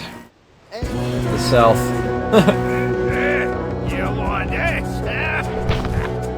Your days are numbered, Brennis. Monochromatic tunics. Key Ram Winham. Onum. So, what you do with caravans in this game is physically move them to a city that belongs to somebody else. And you get an amount of gold based on how far away they were from where they were created. So I get a 50 gold chunk by moving this to Paris. They also do get a chunk of gold, but decidedly less. I think it's going to be 20. Then they move very quickly. I could do some exploration with them, but I'm more interested in getting that gold. So they are going to head to Paris and give me that big chunk of 50 right away.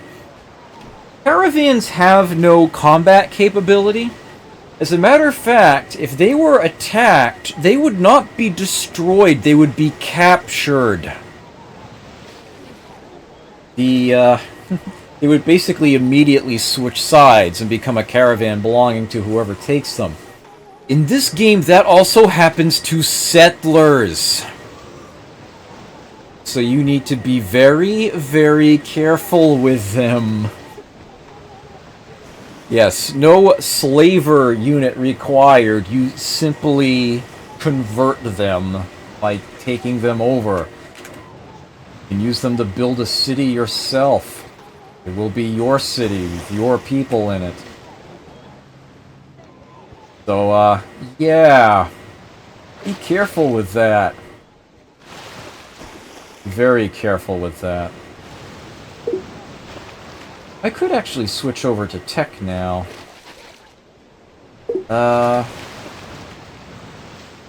as a matter of fact, I'm going to. The caravan will get me the last bit of gold I need.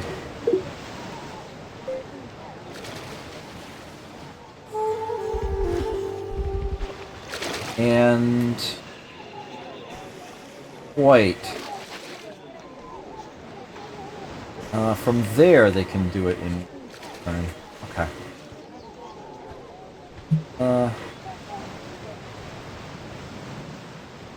Oxen. Can't see it with the units sitting on it, but, oxen resource there. Horseback riding that can be used. I believe that provides production? Let me have my, let's just some... You have got to be kidding me! Holy cow! Dude, and they're so close to each other! This is Camelot? It's only a model.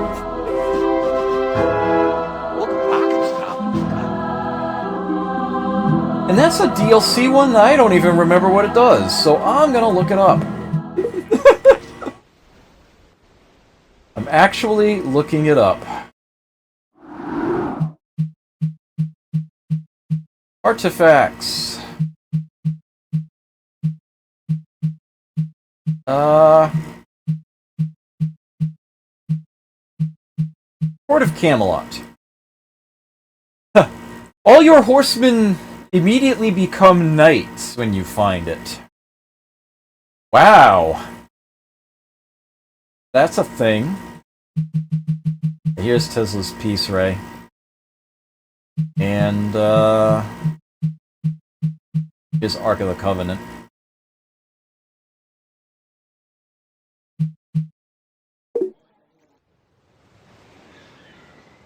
Okay. So that's a thing.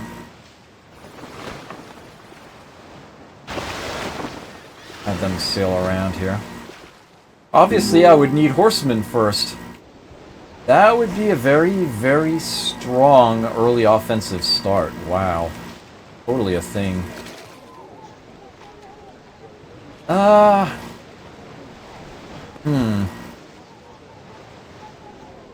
Man.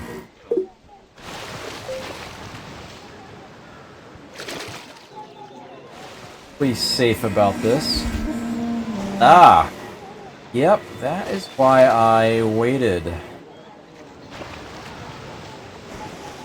He might let me go through anyway, or he might just conquer the thing.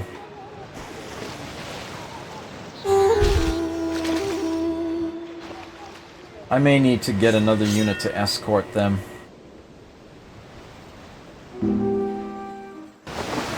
My ship first. On there. Then I can finish moving the ship.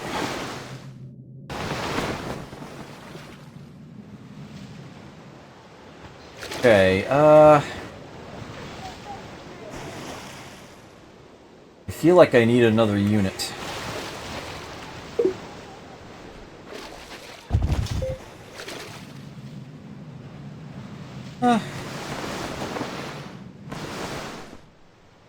Atlantis there. You actually can see these things under the fog of war if you look carefully enough.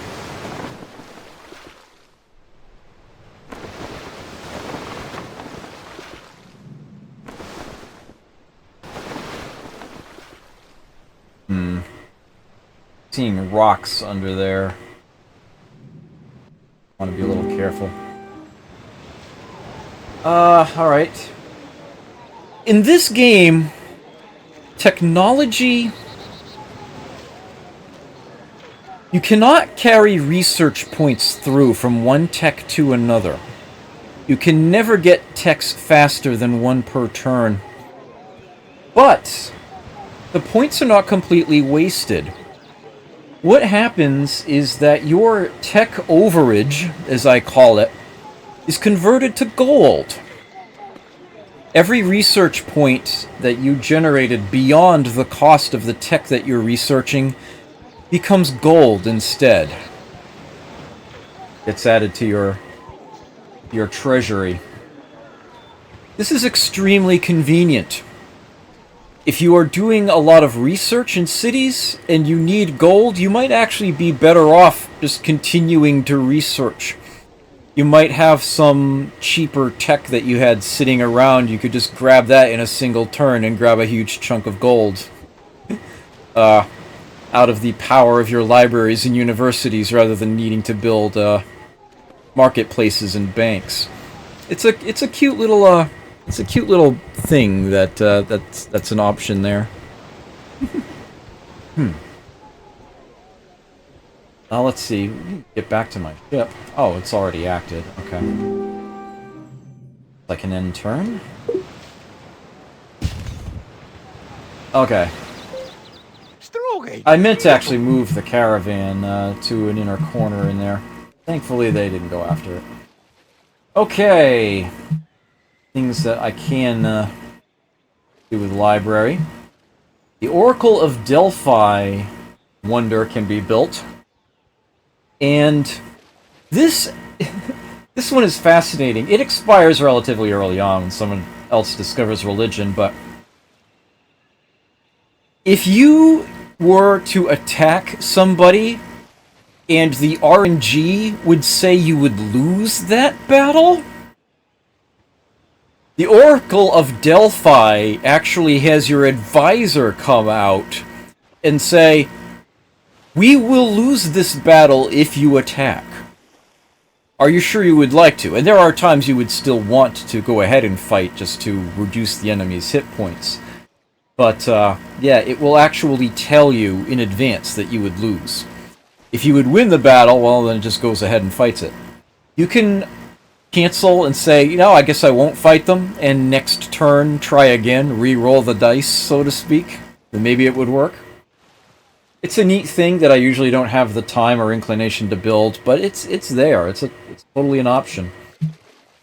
And of course, the library building And in this game, due to its short scale and only so many things that you can build anyway, they made the improvements very expensive, but very effective. The library literally doubles the research in a city. Most of these games, it's like plus 50%. There might be some other buildings that are like plus 25. No, the library doubles it. Right off the bat. Plus 100%. It does require 40 production to spit out, and that would take me like 10 turns at best. Totally worth it. And it's of course going to ask me what I want to research next.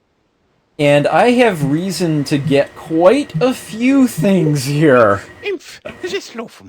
Quite a few of them.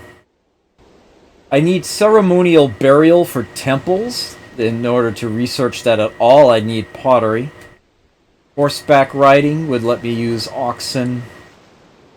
And, of course, let me build horses, and then I can go to Camelot and upgrade them all to the knights that you normally can't get until you're way up here. And, of course, bronze working is what allows me to use the fish, and also gives me access to a better defensive unit that I feel like I could really use right now. Yeah, there's quite a few things here. Quite a few. I could also go straight for writing, get the first to research bonus for that. This is what allows access to spies. Not to mention other sort of more advanced technological boosts. But for now, I think the most important one that I can get my hands on actually be pottery. I want to get ceremonial burial sooner rather than later. This is also a prerequisite for masonry, and I very much want to get the first 2 research bonus for masonry. Big time. Circumstances are such that that would be stupid useful to me. You will see why when I get there. Alright, let's get these guys moving. Okay, have them wait 1 turn. Deliver them to Paris next turn. And then I will have my settler unit. We are going to get another unit built. I kind of don't want to do this, but I feel like I need to.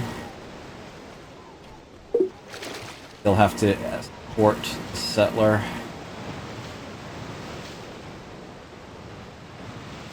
Yeah, you guys... yeah, let's keep looking. Oh, nice! More exploration gold. The La Mancha Plains. I like the sound of that.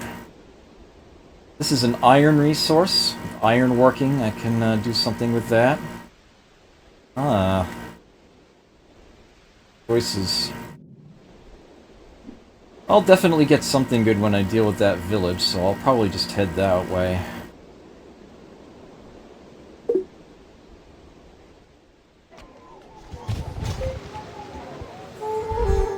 Here we go. I get 50, they get 20. Next turn, I will have credit for that milestone, and I will have a free settler unit pop up for me. Ah, dye resource, good to see that. I am really liking what I am seeing out and about here. This is, oh wow. Almost circumnavigated. Very good, strong stuff. I like this start. This seems to be a very good start.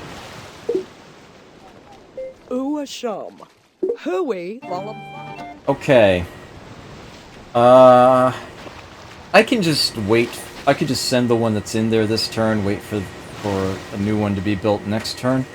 But if you rush by something in this game, it becomes available immediately. This very same turn. But I don't see the need to do that, so I won't. Okay, let's do some peeking around. DJK-5, welcome, good to see you here. Another one! They're everywhere tonight! Wow. That's another one of the DLC ones? The Terracotta Army? I don't remember what that one does either. All of your units are granted the Scout upgrade when you grab that. Oh, wow, okay. Wow, if I wanted to do an early game blitz, artifacts are giving me the tool for that. Very much so. Okay, you guys need to head here. But I want to only do it one tile at a time. Because warriors can only move one tile at a time, and I want those two to stay together. I don't want to take any chances with this.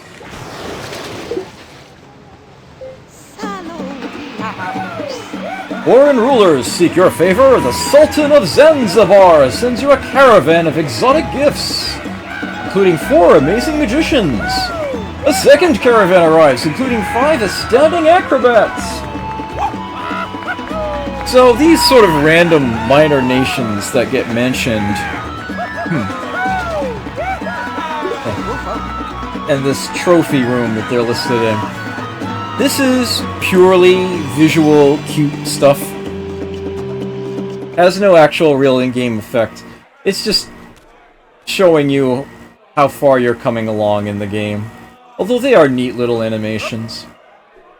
These never pop up in a multiplayer game.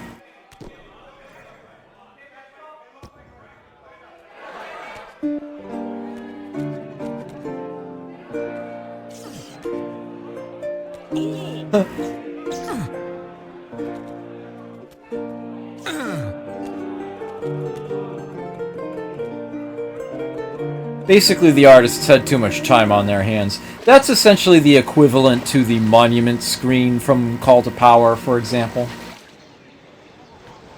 There you have it. Oops, wait. No. I'm doing it wrong. I fix.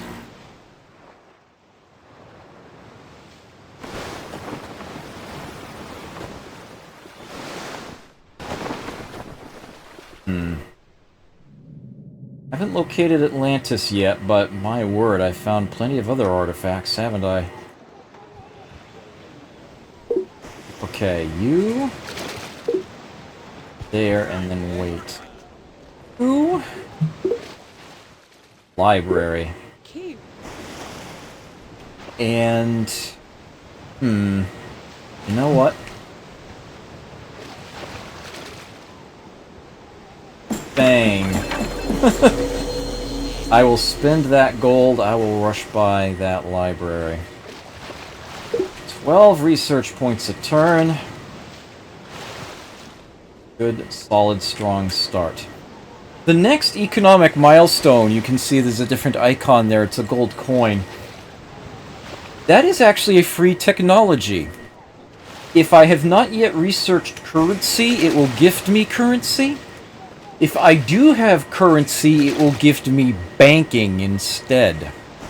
I do not get the first to research bonus out of that, even if I were otherwise qualified to get it. Either way. But all the same, it's a it tends to be a very nice, strong effect, especially when you're playing as the Spanish. I should mention that in this game, there is a very strong chance that I will not be making it to the end of the tech tree. I will probably not be showing off the space race. I will almost certainly be winning this game by building the World Bank. Kind of apologize for that in advance. But, That is the strategy. That is the way to go here. Okay. And that was everybody for the turn. I can end this one. Yeah, that is why I had my settlers accompanied. Wait.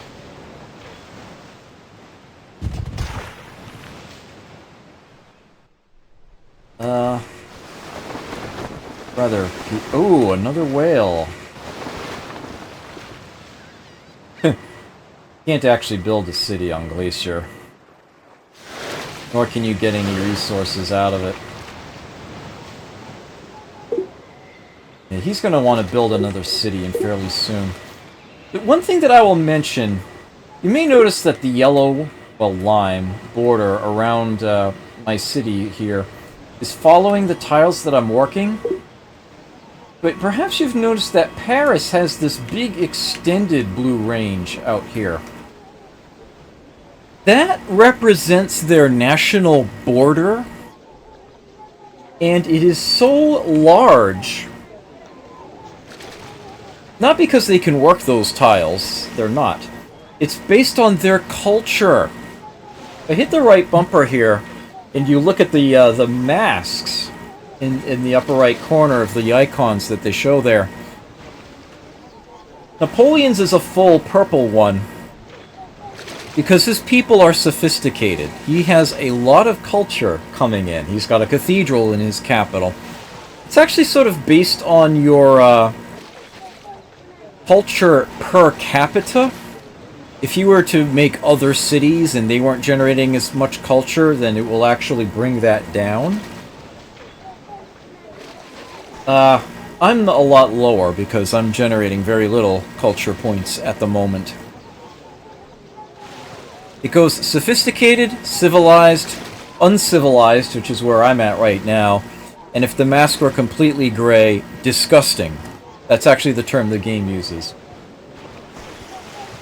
Having a disgusting civ means that your borders will only ever be as, big as the tiles that you're actually working. You can flip a city, culturally convert it, it will become yours, if you have a culturally strong city next to an enemy's culturally weak one, and they do not have city walls. You will actually see one of your nation's flags appear inside their city. The greater the influence imbalance, the greater that flag will be. And if it gets large enough and they don't do anything about it, it can flip. It can totally just become your own. Any units inside the city just automatically become yours as well. This is a thing. This is totally a thing. And it even gives you progress towards a cultural victory. Wrong stuff.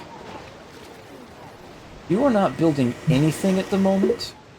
But I'll set it back to harbor for when I do.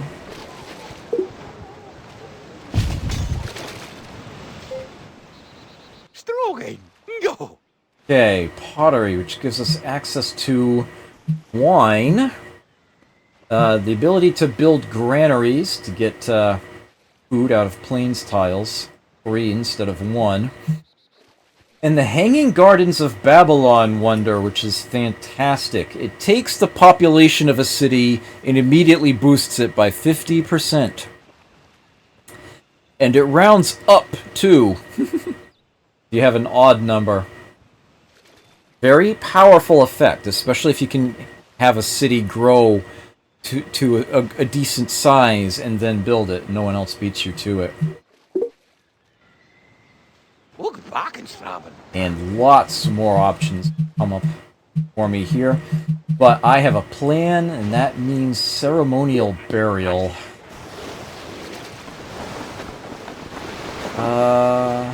Yeah, let's take a quick peek on this one. Oxen sitting there. Lots of good city sites here. Not, struggling for those anywhere. Okay, you can head straight across. Now, they are out of movement points. They're not done for the turn. Oh! Hello.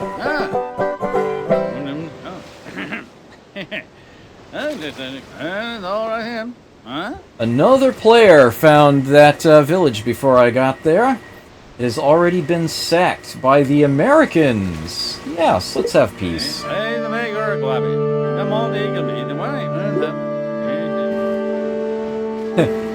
American Legion. Alright, so I guess I'll be heading back north. This is a that is a silk resource, that's right. That's a silk resource. Which, oddly enough, provides culture. Directly provides culture. Funny like that. Alright, so they're going to head back north. I doubt I'm going to be able to get a city built down here in time. But it would be nice to get one built somewhere around in here. And if I were to build a fourth city, fourth or fifth, they would probably be on this portion over here. That's looking pretty good to me. So I do have one more thing to show off here. I don't know of any other game that lets you do this, but it's a key element to how it functions here. This settler unit has run out of movement points. But there is a unit stacked with it. If there were not a unit stacked with it, I could not select them or do anything with them. But because there is, I can cycle to them and go ahead and actually give them an additional command. This means that if you have units actually traveling in a group, you can have them fortify the same turn they move, rather than doing one and then the other on a later turn, like you would have to do in most games. So I can build this city right now, because this is not my capital. They are actually giving me choices of a name for it. Hooey. What? I choose Valencia. Here we go. They have very little production at this time. They will get more. I'm going to have them build a warrior unit. Just the one. They do have one sitting there already, and I have another just outside the city that I will move in. As a matter of fact, it's kind of tempting to rush by it, but I won't. Oh.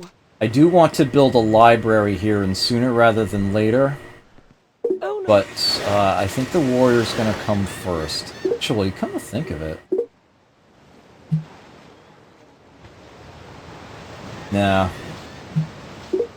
Yeah, we're gonna do the warrior.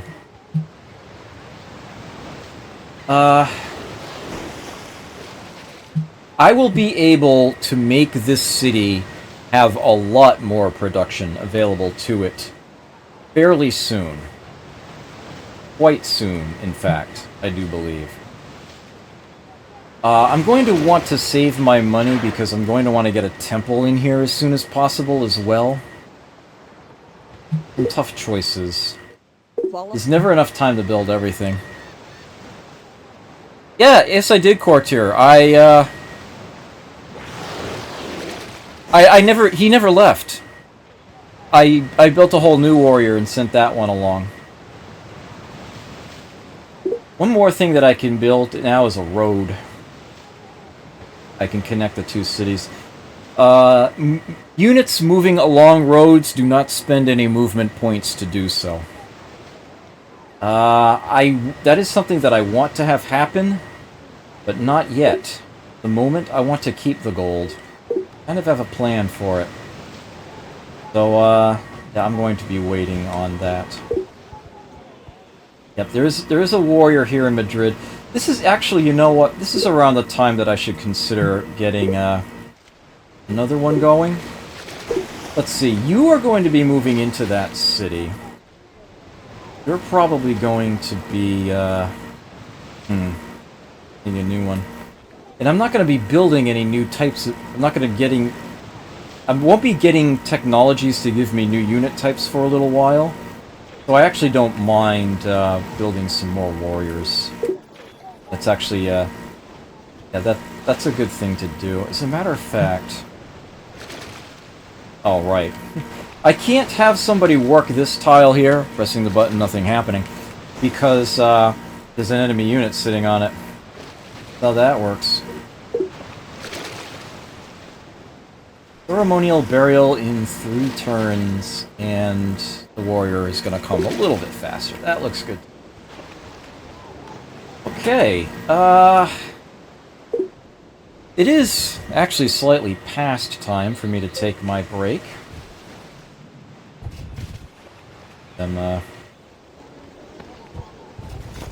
Back, have them group up. Anything else on that hill? Okay.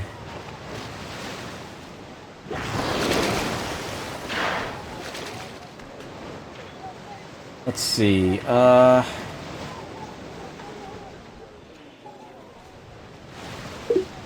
yeah. You just keep doing that. They're gonna head north, but, look, make a few steps this way, and then back.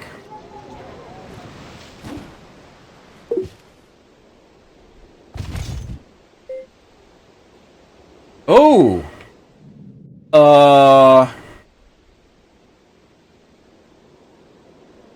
Huh. How brave am I feeling?